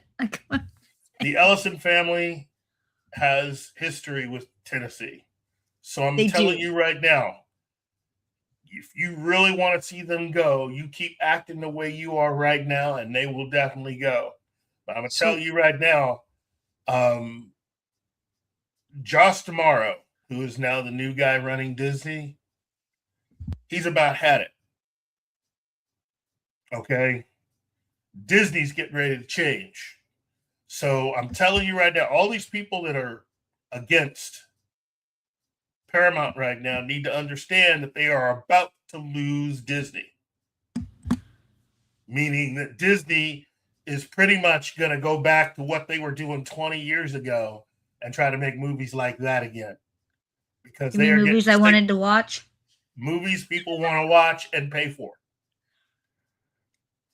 And I'm going to believe it when I see it, and I think I will be happy for the change. I think with Josh Tomorrow in charge, we are getting real close to having that happen, mainly because he had a big meeting with everybody at Disney.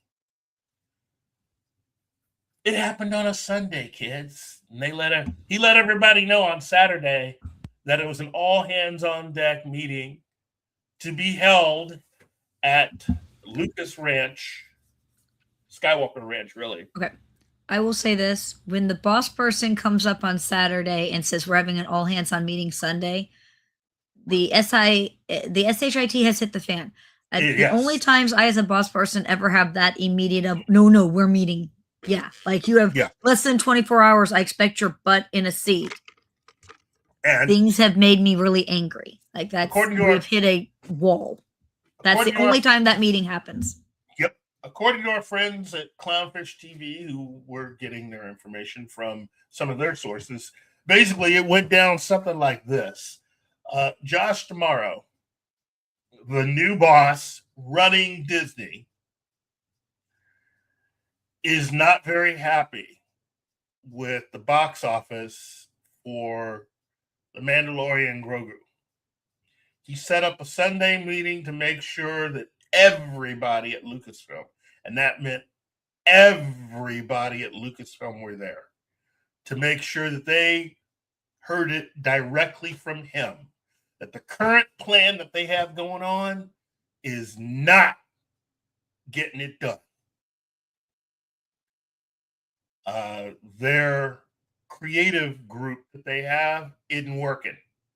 It's costing them way too much money. In other words, your Lucasfilm story group, you got to get them out. You're done.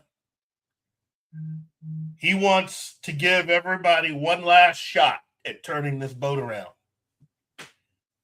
And he wants them to submit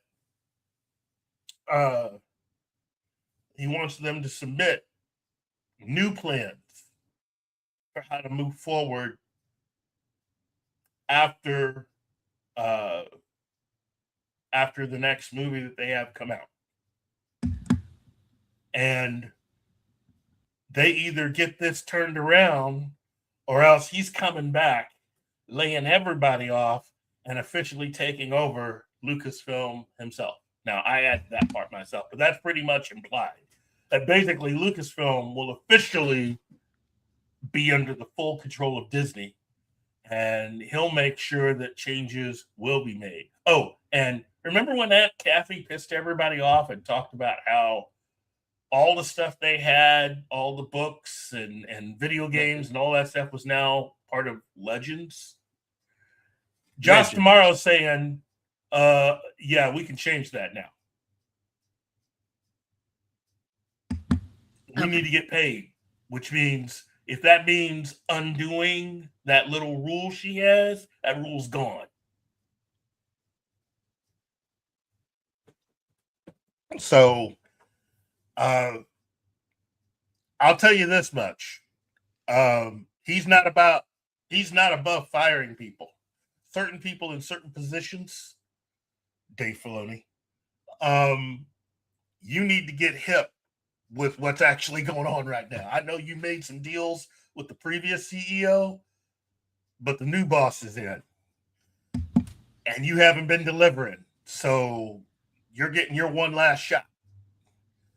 And if that means that you got to kill off all your characters, it's time to say goodbye to Ahsoka. It's time to say goodbye to Rey. It's time to say goodbye to all these characters that have basically not gotten it done, including Kylo Ren. And we've already started to see the beginning of that with the return of the real Star Wars characters to the parks. So Josh tomorrow, as I said before, is sick and tired of taking L's. So, well, and I mean, I said that before. Why haven't all these losses meant a change in direction? It's nice to hear that they're hopefully getting there finally. Well, I don't know about them, but I know the new guy heading everything up wants to basically get some wins, and he wants some real wins. This is one of the storylines heading into San Diego Comic-Con 2026, because everybody remembers, that whole Disney experience thing that they put together, where they were going to have their own event. Well, that costs money. Yes. Yes, it does. And it's just easier to just go ahead and get everybody on a plane, fly to San Diego, make all the announcements, get all that good press going, and leave. You know that Wizards of the Coast basically did that to Gen Con. Yeah. They left Gen Con. They came back a year or so ago, 2 years ago. Not anywhere near as big as their original one, but they left Gen Con and I kind of understand part of the snit, but they left. Well, okay, two things. Martin, I don't know if you saw the comment by Dire Sith Lord over in Rumble, but did you know that I'm going to say his name wrong. I actually liked him in Spawn as the clown. John Lake Leguizamo. Yes. Yeah. Yeah. Apparently, he wanted to know why there wasn't more Latino representations in the Odyssey. Apparently, he literally said something about it. I thought you would love that. Yeah, but he is in the movie. But apparently, that's not enough. I guess he John. said something about it. The other one is, and this is again, it's not tabletop gaming, but near and dear to my heart. Bethesda lost Fallout. It's going back to oh my gosh, the ones who did New Vegas. Oh, really? Obsidian. It's going back to the ones who did New Vegas and did Outer Worlds and Outer Worlds 2, which means maybe we'll get a decent game. I know that's terrible of me, but I will say the Fallout games, New Vegas is my absolute ride or die favorite of the games. Loved New Vegas. I think we reached a point where certain people have decided that they are done taking L's. And that's actually I think what happened with this. Bethesda wasn't getting it done. The games weren't great. They were glitchy as Bethesda. But the games weren't great. People are I haven't even bothered with 4 or what's the other one? 76 or whatever. I don't know. They're not great. They're not good games. And I think look at the TV show and how well that's been received, and the second season's going well. So there's all this hype. Where's a good game? Where's a new game? Bethesda's not getting it done. Apparently there was the other group, Obsidian or whatever, they had a game in the making that they think they can shift because it's early enough in their stuff that they can shift it and use that as their foundation for the new game for Fallout. Yep. I'm really excited. I haven't been excited about a Fallout game in ages. But I think you're right. This is a matter of they've had so many L's. Yep. There's a bunch of people in the entertainment industry that are just, they're done. They're done with taking L's, and it's time. And all I can say is about darn time. Some of you have now finally decided to take off those rose-tinted glasses and get back to work. Because it's going to be work. You're going to have to earn back everybody you chased off. And it's going to take a while, you know? But doing things like this, and I had read about this, and again, I want to thank Dire Sith Lord for pointing it out. Obsidian is correct. Yes, thank you. But I think bringing in stuff like Obsidian, bringing them back, coming back to these companies that made the good games, going back to the creators who made good movies, would be a heck of a good start. That's what we will probably hear going into San Diego. I get that not every game by Obsidian, hi Shanatsky. I understand that not every game is great. However, hands down, still going to vote New Vegas was the best Fallout. I haven't seen This Is Who Is Making New Vegas 2 meme yet. Oh no.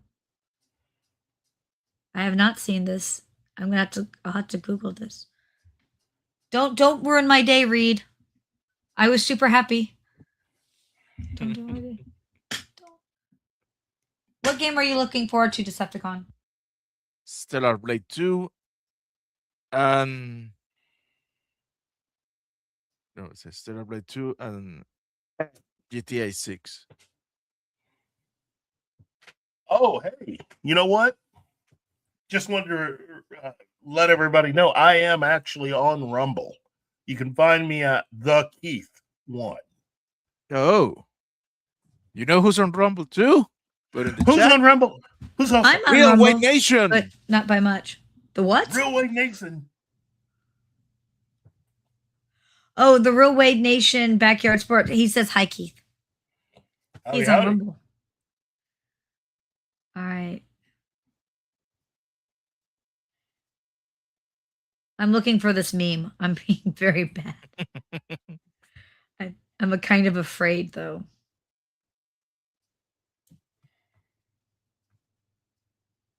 I never heard anything about 2, but okay. Yeah, Bethesda did hate New Vegas. That's true. Oh, I hope that this is the one you're talking about, Reed. It says, see, they never retconned New Vegas. And then it was like Fallout fan purist. Bethesda still hates New Vegas and Obsidian because they could never make a game, make something so good. Also, Todd Howard shot my dog and what? Oh, dear goodness. I'm not reading the rest of that part. But goodness. Yeah, I heard the news about G.I. Joe, Danny McBride's G.I. Joe. They just lost Chris Hemsworth from that movie. They just lost what? Chris Hemsworth has left the G.I. Joe movie that Danny McBride was making. So he's. What are they doing to drive off Chris Hemsworth? Because I think it's a more of a personal issue. It's not so much that he's been driven off. I'm hearing rumors that they already have in mind somebody to replace him. Okay, but that's a rumor. I have a question here because during the whole show I've been losing your audio, both of you, consistently. Are you having that issue? I'm good. I can hear everything. Okay, I can hear you. It's my connection then. Okay. Can the people out in the out there, can you guys hear us okay? Okay, we We'll lost Hemsworth, but we have Bradley Cooper. Yep. Mhm. That's the All rumor. right. Okay. So Dierstead says that you can totally hear us. Chris Pratt is involved with the G.I. Joe movie. Real Dyer? Yeah. Basically, Danny McBride is supposedly trying to make a live action adaptation of the animated G.I. Joe series is what I've been hearing. Okay, so Chris Pratt is still in it, but Chris Hemsworth has left. Yes. Okay. Well, I like G.I. Joe. I like Chris Pratt. Okay. Real Wade Nation Backyard Sport. Hi, Real Wade again. Wants to know, question for everyone, best Mortal Kombat retro game. Wow. That's a good question. That is a good question. Jeez. Mortal Kombat 2. And my second best favorite is Mortal Kombat 4. Then 1 and 3. See, I'm going to probably go with 1, but I have a tendency to really like originals. Like, I don't play past the first one if I didn't love the first one, if that makes sense. Yeah. And I have a nostalgia thing with it from the old days. So I think I'm going to go with 1. But I'm not going to disagree with Martin. 2 might actually have been a better game, but I have nostalgia things going. So, what about you, Keith?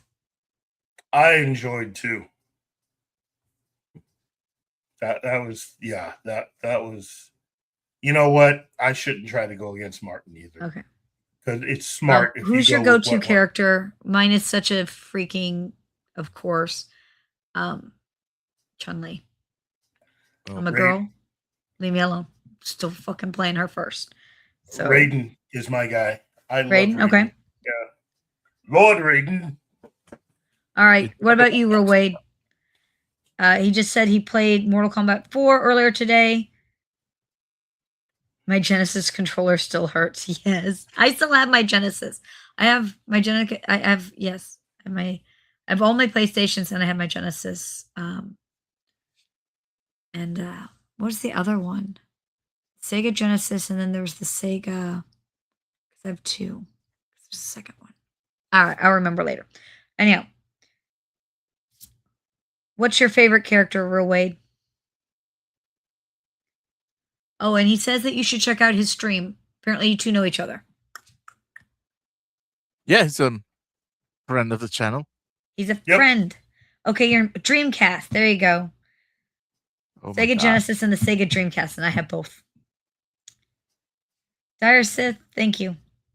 I think he's the other half of my brain today because I don't have it.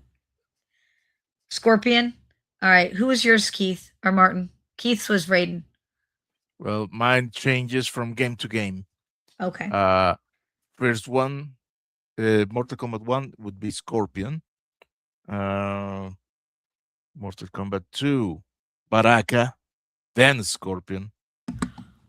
I liked Baraka. He was a lot of fun to play. Mortal Kombat 3. This is a very controversial choice, but I like Striker and Shang Tsung. And in the 4th, Reiko, all the way, all the time. That's what I hated. That the first of the new Mortal Kombat saga, they shot on Reiko like nobody's business, and it was, oh my god, no.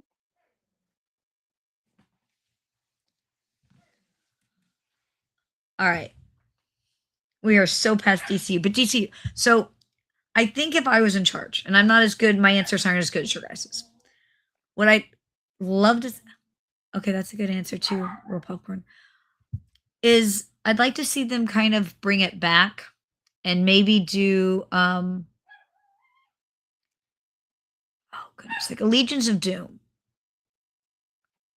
right? And do an individual bad guy, and build up, and then reintroduce the actual superheroes to fight the bad guys.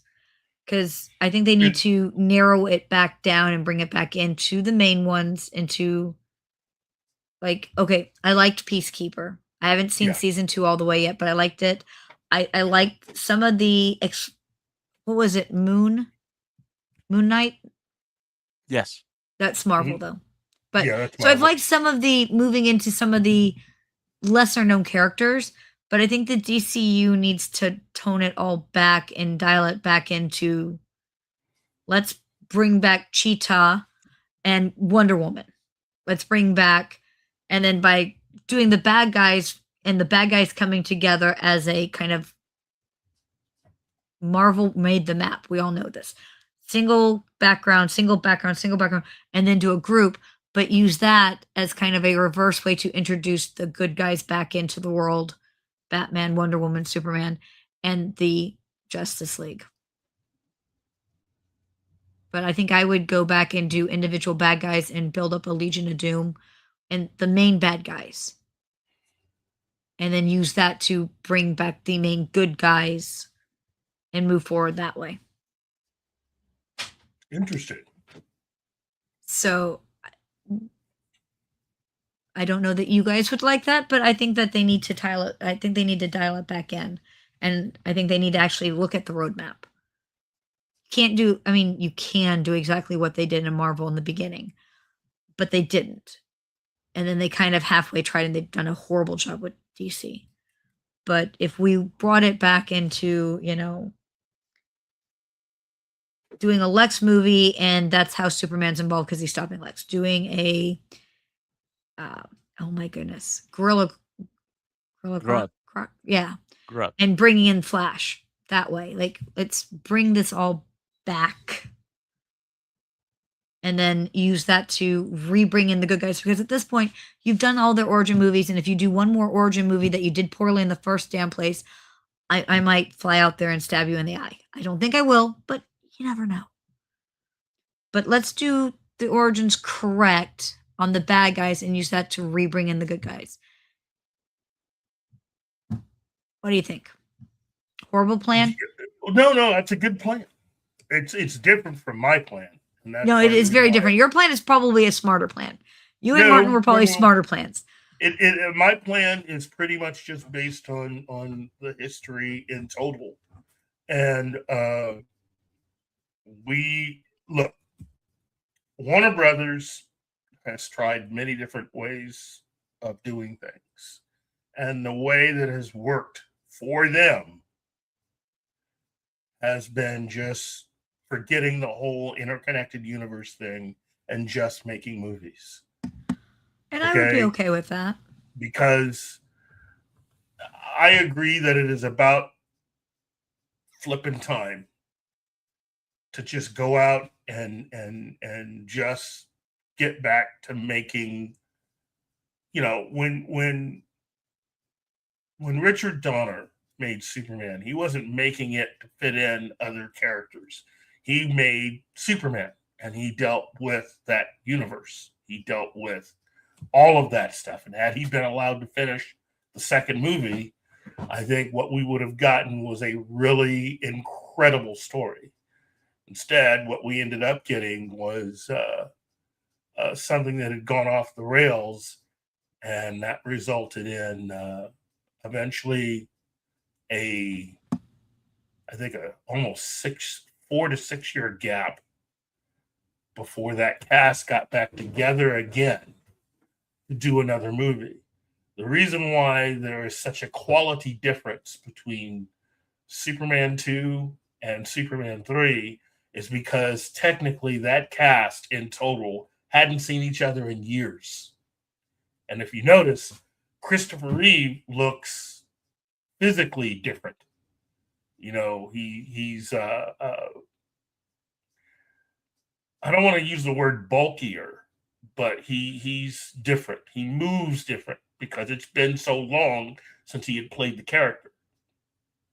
And the Sulkines had gotten in, they scored big with Superman 2, their version of it. And so they thought that, they were running the show. They thought that they had cracked the code. And that resulted in how bad Superman 3 actually was. Superman 3, if the Sulkines had their way all the way through with all of those movies, what you saw in Superman 3 would have been how the first movie ended up. There is absolutely no doubt in anyone's mind, because of all the interviews given and how they actually, when they got the rights for Superman, how they actually said that they initially saw how that movie should be. It was going to be a comedy. It wasn't there wasn't anything serious about the movie at all. It was going to be a bunch of celebrity cameos and stuff like it was all just a lark to them. And you get people who, for the longest time, would point to the movie Superman by Richard Donner as being one of the best adaptations of any comic book. Right up until Batman Begins. And then Batman Begins became the new standard because Kevin Feige points all the time to Batman Begins. How he saw Marvel movies is because of Batman Begins. Well, Batman Begins was a deconstruction of the Batman character. Notice how that word keeps popping back up in everything related to comics and comic book adaptations nowadays. Because people who are unfamiliar with all that stuff, that's all they know how to do is deconstruction. They don't know how to adapt. Instead of just looking at the stories that are already written that were great. That's too hard. And didn't need That's to too be. hard But yeah, that should be easier. Nope, it's too There's hard. less thought in this. Nope. By the way, Nope. Tree Rock, you're making me sad. Just saying.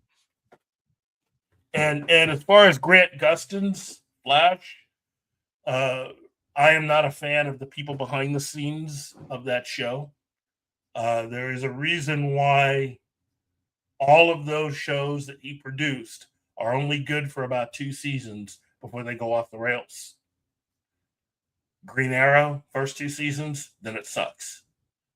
The Flash, first 2 seasons, then it sucks. Now, only one TV show. Good point. Why is it that they suck after 2 seasons? Because you're not wrong. I mean, because I remember really liking The Flash in the very beginning. Yeah. I liked Green Arrow in the beginning. Yeah. Well, so why did they fall off? Because the guy who actually is the boss is a big fan of comic books and comic book movies.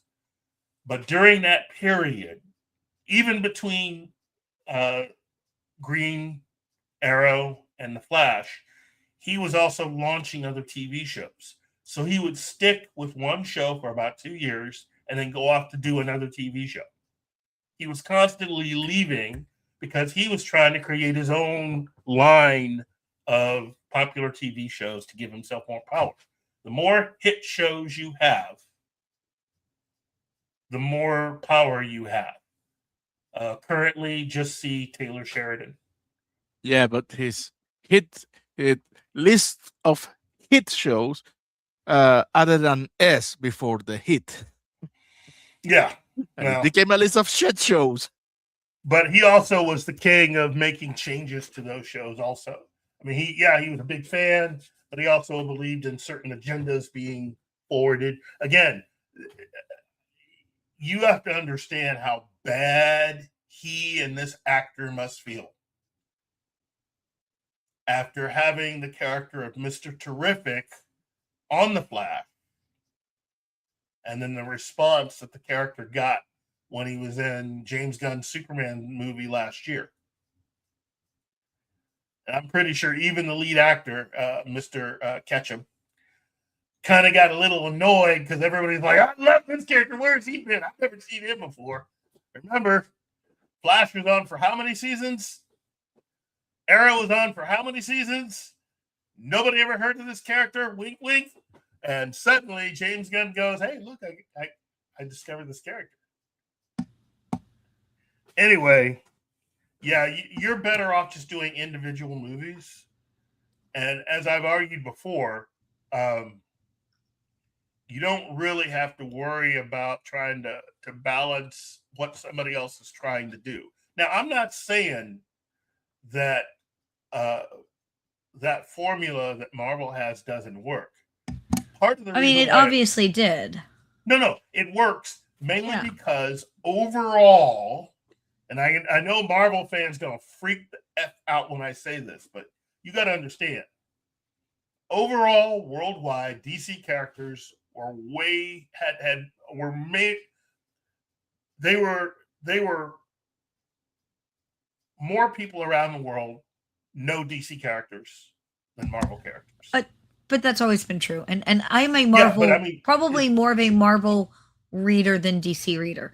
Yeah. And that's just hands down just numbers. Again, but there are a lot of people who don't understand that, especially if all you know is the MCU. To you, it's always been successful. If you're an MCU person, if all you've known are just these movies, from your vantage point, especially if you're under a certain age, this has always been true. Right. And I'm here to tell you that it's not always been true. And that partially because of hit TV shows and hit movies. Batman, I would like to say, as someone who's never skied, I was pretty sure that is how skiing worked. Probably ski off the skyscraper. Because of and high cam. The success of things like, the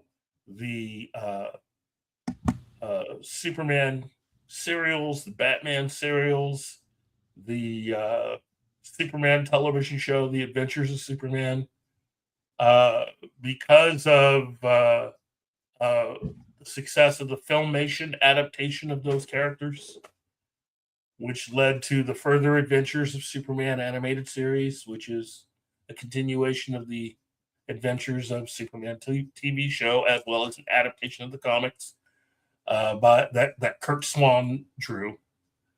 The Batman animated series from Filmation, which also took advantage of the popularity of the 66 campy TV show, and all of the other Filmation animated stuff that they had, Justice League, Teen Titans, Aquaman, and that takes us right into the 1970s when Filmation got out of that, and Hanna-Barbera came in and gave us the Super Friends. And from that point on, everything just was like a freaking rocket. So there was a good comment that came up, and I don't remember who, but they were talking about that some of the stuff doesn't translate well from the comic to animated, translates better than to modern cinema live action. With all the CGI stuff, I would have thought, let's be honest, Jurassic Park, oh my gosh, they made dinosaurs that actually moved and affected the scenery. And if you look at like Walking with Dinosaurs, they've done amazing things with CGI, right? Yeah. But we have all this amazing CGI. So is there something that you don't think translates well, even with the awesomeness of the CGI? Yes, the problem is not the CGI. There are things that you're willing to forgive some things in printing. Every time you watch a movie, you're letting go of a certain amount of reality. Yeah, but there are things that when you see it with real people, it just look ridiculous. Well, okay, so for example, the live action Moana, I know that they had The Rock doing the voice, but he's too. I'm not trying to be mean. He's too old. So they like CGI. They put him in like an extra ab suit because apparently he didn't have enough abs or something, and then they CGI'd to make him look younger. Yeah. I don't think it's a good look. I don't like. Yeah, well, that's because Disney. Look, people think that all this stuff with turning, their properties that they own into movies is new. It's not I think new. I lost you. It's been going on since at least the 1980s, 1990s. Well, I was gonna say, I mean, it was The Crow. I think made part of it famous when they had to when Brandon Lee passed and they had to finish the movie. I think that's the first time people really that, and then like Jurassic Park. That's when we really, oh wow, they're doing all this stuff with computers that you would dream of, right?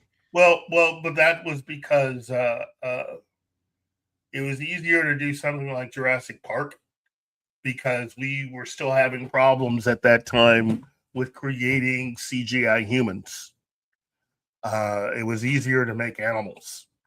The skin, the hides, all that stuff. Hair is weird. So, There's a whole thing Entangled and just on them animating hair, let alone live action animating. Oh my goodness.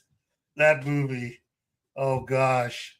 Let's just say they've been working on that one too. And by working, I mean trying to fix it. What was it? What was the one where she turns her mom turns into a bear? They are trying to fix Tangled. One? Because it seems like they went to the school of let's do everything like Snow White school. And that was prior to Josh D'Amaro getting hired. And behind the scenes, from what I'm hearing, they are having to work overtime to make a lot of changes to that movie. Oh, dear. Because they went, again, the school of, hey, let's do everything like we did Snow White.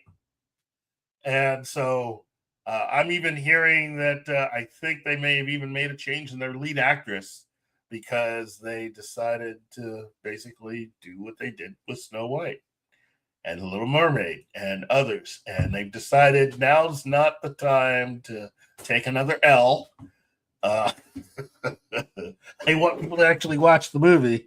So looks like they're going to actually try to adapt this.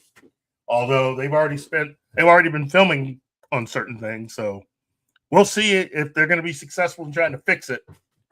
But to get back to DC, there are certain ideas that James Gunn had that I've been arguing for years that they should do. But I also think just doing individual films will fix it. And what I mean is when you had executives get involved, that's really, and by involved, I mean actively participating in how the films are actually put together and then actually filmed. Warner Brothers interfered like a mother in a lot of the movies that they were making because they actually believed that they were filmmakers who could actually make a difference. And for the longest time, everybody just said, well, everybody needs a Kevin Feige. Yeah, well, Kevin Feige basically was able to get away with a lot of stuff and be left alone for the most part to actually oversee stuff. For Warner Brothers, they interfered with every single movie that was put out with the exception of the Nolan films. So, yeah, you're making a movie, but now you got to deal with this executive A-hat and what his thoughts are. So you got to take notes on that. And this executive over here who's coming in the back door, you got to get his notes. So you got to take notes from that A-hat. And then you got to take notes from this brand new executive who just got out of college, who doesn't know nothing about nothing, and take his notes from that A-hat. You see what I'm saying? It's that and the fact that I think... You're saying there's too many A-hats. That and the fact that Kevin Feige, I think, had a nice inside line as to what the DC films were doing. He seemingly knew a little too much about what they were doing. So that whole thing that Kevin Feige helped to pioneer, where you just sort of film a bunch of stuff and on the fly you can change stuff, even though it pisses off your visual effects department. A lot of that, as I've said before on this show, a lot of that is kind of weird. Somebody ought to really needs to do a deep dive and use calendars and all this other stuff to help put together a timeline, because the timeline for a lot of all these weird little coincidental things that Marvel seemingly was able to figure out about an upcoming DC film, and all the stuff that he made sure was in his film that would premiere after that film, that basically had and did and anticipated all the stuff that DC film was able to do.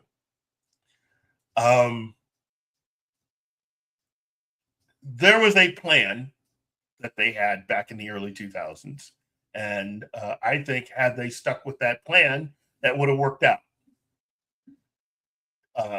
Getting the director and co-creator of Mad Max to start this brand new millennium off with a Justice League movie, that was Warner Brothers' original plan. Why'd they change it? That's a good plan. Because they had at the 11th hour, they had the sets, they had the costumes, they had the cast. They let some of the cast members go to holiday, and one of them was one of them had to go back to the United States because they were filming in Australia to visit his family, and he got the phone call when he was in the middle of Christmas that they were canceling the movie.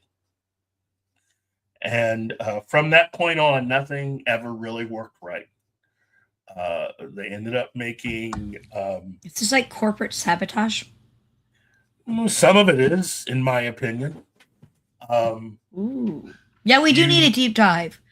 We need like investigative reporting, Keith. you have the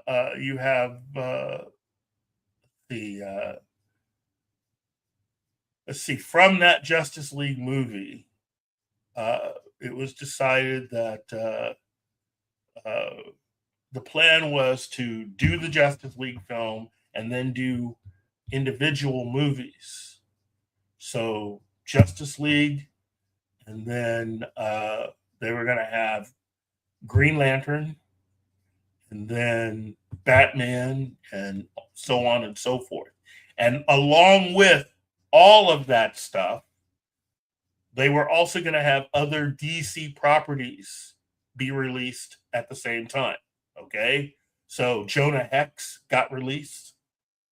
Constantine got released. And there was something else. I can't remember what it was, but they had a whole Red got released. See, they should have continued on some of those and brought in the Dark Justice League.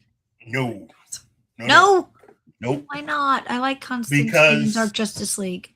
And the Gargoyle when Nolan came out with Batman Begins, that pretty much changed everything. And so because Nolan sucks. Sorry, Martin.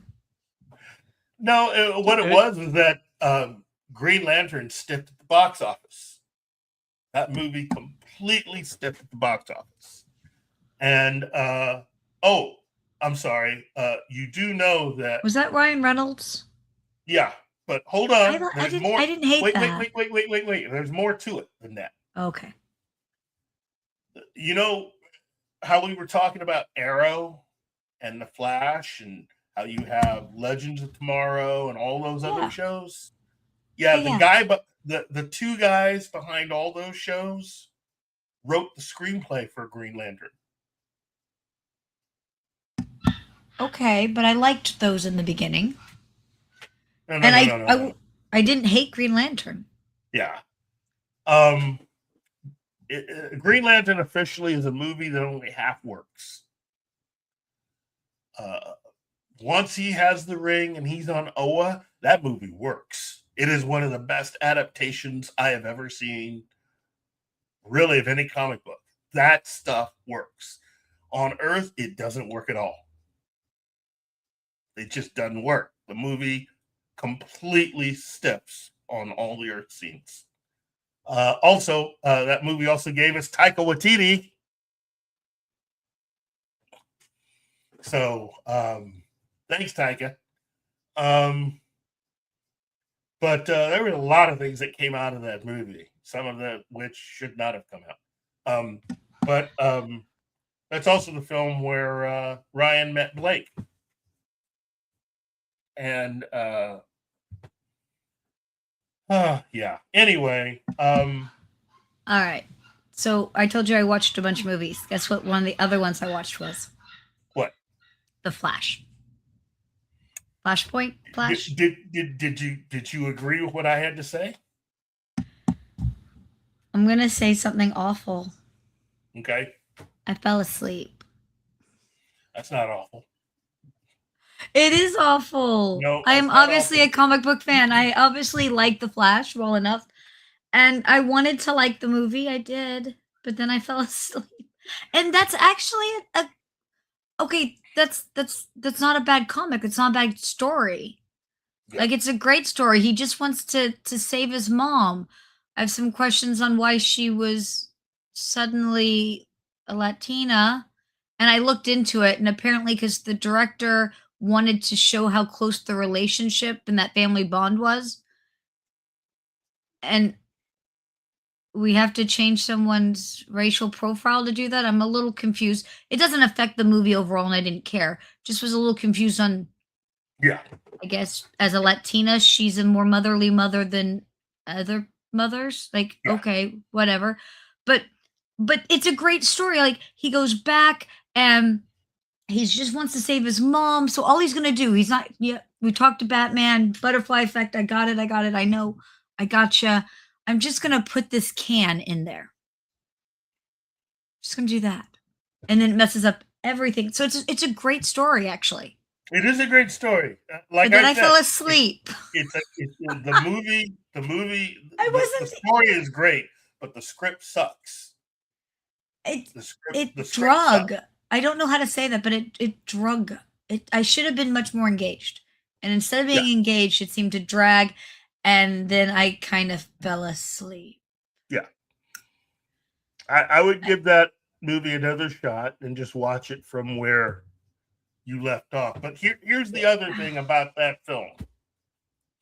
By the time the Flash movie got made, because this goes in with what I was saying before about the executives and everything, this goes into both the hiring of Christopher Nolan's good friend, Zack Snyder, who was brought in, whom the executives didn't like. The executives wanted Chris Nolan to be their guy to run all the DC movies. And Nolan pretty much had to ask, hey, you guys have seen my movies, right? I don't do that. That's not me. So they had no one to run the DC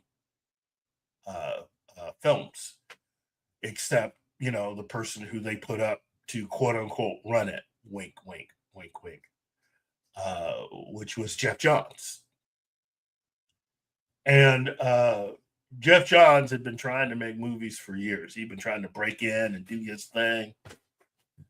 And so Christopher Nolan and his people pretty much were the backbone of making Man of Steel. That script had been written, and they had started to work on it before Zack Snyder had gotten hired. So really, Snyder was working and directing as a hired hand on a Christopher Nolan movie. And that's the reason why Man of Steel as a film is so different from all the other movies. And Nolan also stuck around because he was the one that was going to provide a little bit of cover from a lot of the hate that was coming from the Warner Brothers executives every time Zack Snyder jumped behind the camera. So Nolan acted as cover. Every so often when they were giving him a hard time, Nolan would show up and go, hey, man, the box office for my Batman movies is amazing. Hey, what's you and Zach over there? Hey, look, I kind of like this scene. I think we should just leave it in the movie. I think you should just leave them alone. Just leave it in the movie. And so that's what happened. You know, there was a lot of that going on. Even though Warner Brothers decided to can and get rid of the Man of Steel 2, Snyder wanted to jump right into Man of Steel 2 right after doing Man of Steel. Warner Brothers didn't want that because they were looking at Kevin Feige and the MCU. So they strongly suggested that, hey, it's not that we're telling you can't do a sequel. We're just saying that if you do a sequel, you got to put Batman in it.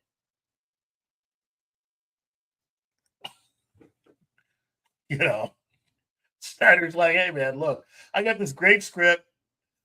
Henry Cavill loves it. I love it. We're going to do this thing. It's to be great. It's like, hey, that's great. Yeah. Put Batman in it. No, you guys don't understand. See, you know, we got this idea and we got all these characters, and it's like, hey, it's great. I hear what you're saying, but no, you got to put Batman in it. Put Batman in it. I'm telling you right now, put Batman in it. And that's the way that worked.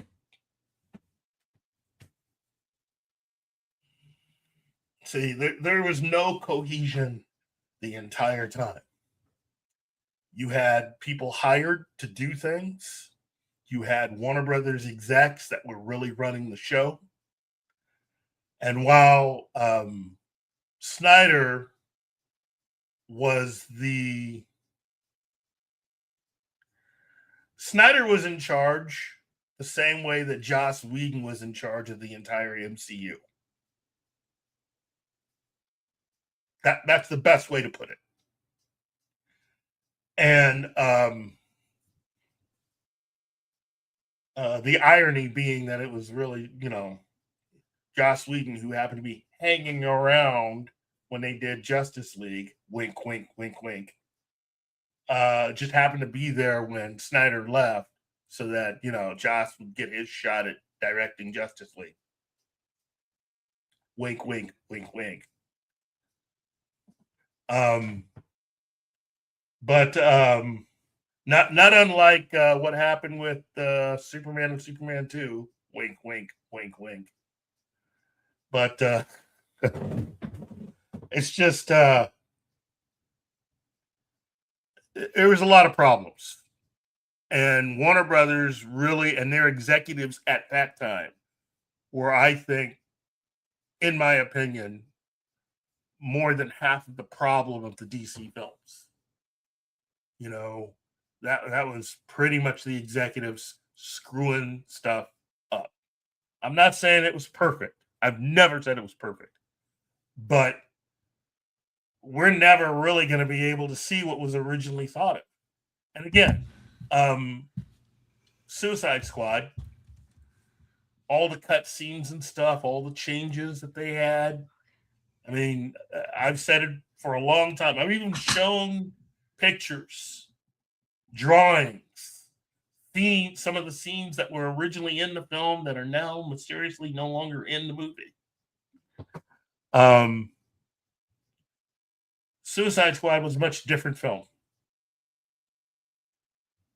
A darker film than the version that was actually released to theaters, and a slightly different ending than what we got from the Warner Brothers executive approved version that was put out in theaters. But it seems that Zack Snyder was holding on to a lot of those original notes and original ideas. See, the reason why the Joker is in Justice League, you have to have seen the original version of Suicide Squad to understand why that is. Or at least some of the cutscenes, you know, like the fact that the Joker died and got brought back to life. You know, I'm going to say something weird here, maybe weird. You were talking about how Sony said no more physical discs. That's what Sony was trying to do. Are we going to lose all the cut scenes and all the, director commentaries where we learn some of this stuff? Are they just gonna erase all of it? Whoa. Hold on. I have an answer for you. Okay. No. Oh, yeah. Thank you. Thank you. But you understand my fear then. Like, I didn't understand all the direction of the Suicide Squad. I understand what you're saying, and then that changes a lot of things. I think that they changed it poorly, but without that ability to watch the cutscenes, without that ability to hear the director's commentary, we're not going to know any of this anymore. We're not going to be able to see it. Yeah, well, I mean, here's the thing. Part of what made people, especially young women, big fans of Harley Quinn was that they really enjoyed her in Suicide Squad. But if you'd watched if the director had been allowed to complete his version of the movie, what you would have noticed is that you were really watching two things with her. Okay, the unreliable narrator. Again. Well, if you know Harley Quinn, you should. Yeah. Harley Quinn at best has two different personalities going on. Harley Quinn and then Harley Z Quenzel, the doctor. So you should have at least the two. Yeah. At least. But she's fractured. Here's the thing. In the movie, you'll notice that you'll see Harley's thoughts on Joker. And you get the fact that she is totally into him. What they cut out of the movie is what I like to call the reality vision that Harley has. You have two different things in her head. You have the nice, I love Mr. J vision in her head. And then you have the reality vision in her head because of her relationship with Deadshot. And you get to see what's actually going on. Well, I think the comics always... Okay, so there are people out there who, oh my gosh, I want to love like the Joker and Harley Quinn. And normal humans are like, obviously you don't actually know Jack because it's a horrendously awful relationship for her. Yes. And they do bring that up in the comics, and she leaves him and has relations with some other people who are strangely, maybe not good, but definitely better for her, right? Yeah. Well, that's what they did in the movie. She starts to have a relationship with Deadshot. Which because of that. Comic book, correct? Because and of a better that, relationship. You start to see certain scenes from earlier in the movie. You get to see what actually happened. And but that would have been better. Why do we cut the good stuff, Keith? Like I said, it's the executives because they know better.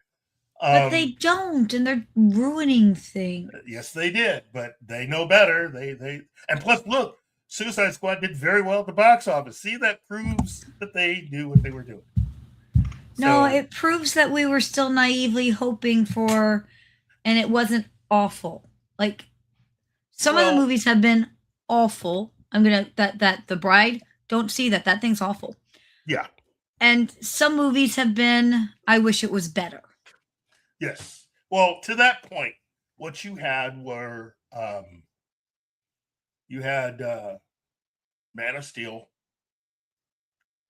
and now Suicide Squad. No, a Man of Steel, then Batman v Superman, which again, the theatrical cut sucked. But hey, look, we have this special version that Zach originally wanted to put out, but the studio wouldn't do it, and it makes a lot more sense.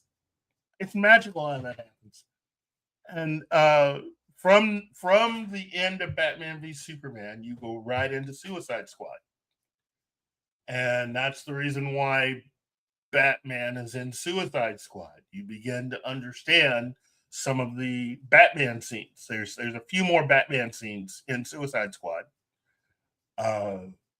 In the cut version of the movie, they basically it's not even really a cameo. It's really just a really short bit of editing when you see Batman in the film. In the director's cut, it actually makes more sense to have Batman in the film. So that way, when you get to the end of the movie, where Bruce Wayne is talking to Waller, you should really check that scene out again and understand the subtext of what they are discussing. Oh, and the reason why Bruce Wayne has to be in the movie is that he needs information. There's information that Lex didn't exactly have that Amanda Waller had on all of these missing people that Bruce was trying to track down. That's where Bruce gets all of his advanced information for tracking down the rest of everybody he needs for Justice League. Ta-da! Guys, Yeah. we have Yeah. overextended. What? Oh, No. geez. Yeah, we have Yeah, overextended. and I happily would be here for more time. But Yes. hey, I have 2 medical appointments, so Yes, we need No, to. that's more important. Yes, that is more important. So listen, I want to thank everybody for showing up and having fun and chatting with us. I want to thank Monkey Jeebus because he's cool like that. Cam's Crash Courses. Thank you, Cam. Real Wade. Shanatsky. Decepticon King 420. Gambit. Tree Rock Creations. Power Ranger Donnie. Thank you very much, Donnie. Real Popcorn Geek, because Real Popcorn Geek brings it every single time. Read by Nature. Our good buddy Joe. Joe's Atmosphere. The J, a.k.a. G, James Moncrief. The Lovely Penny. Dire Sith Lord from Rumble. Empress Oz. Let's see, who else do we have? Andy. Mephisto, and Andy. and Andi Morrow, because he's cool like that.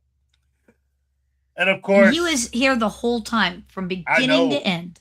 I know. Thank you, Andy. And of course, Miss Andy, thank you, because you are awesome. I am not. However, I want to thank everybody for coming out too. And I want to add that you can add to my homework. You can comment. I will go back and I will double check, unless it's reading that paper on the bride, and then I flat out refuse. But otherwise, I will do my homework. Power Ranger Donnie, I'm going to read that one this week.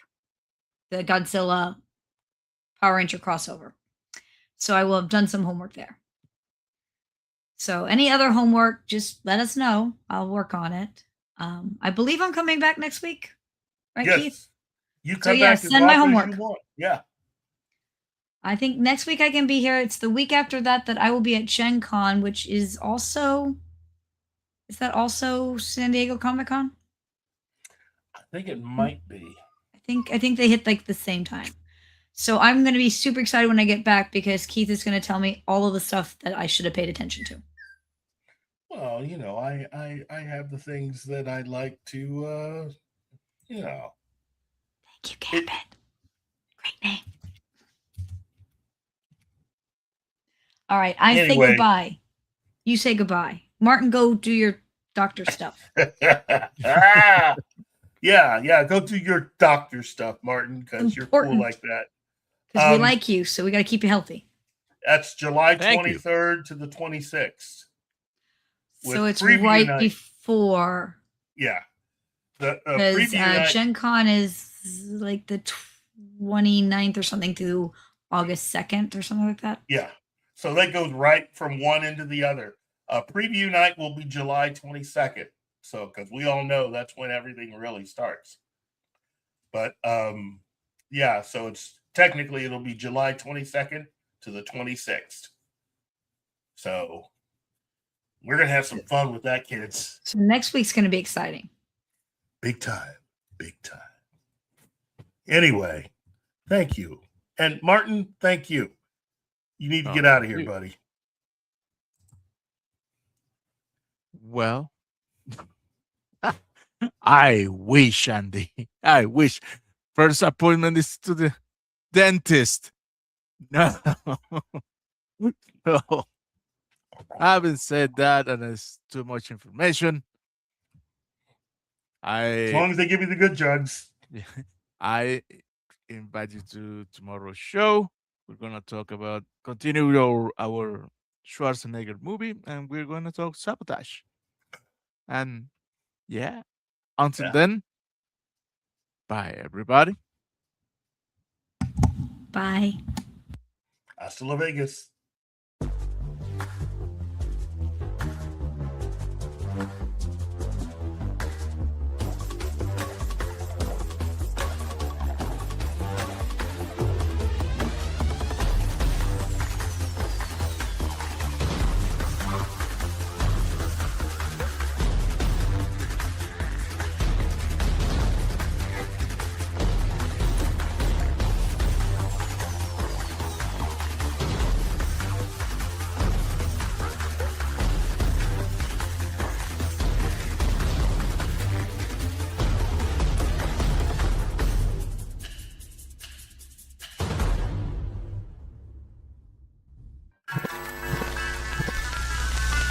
Y'all come back now. You hear?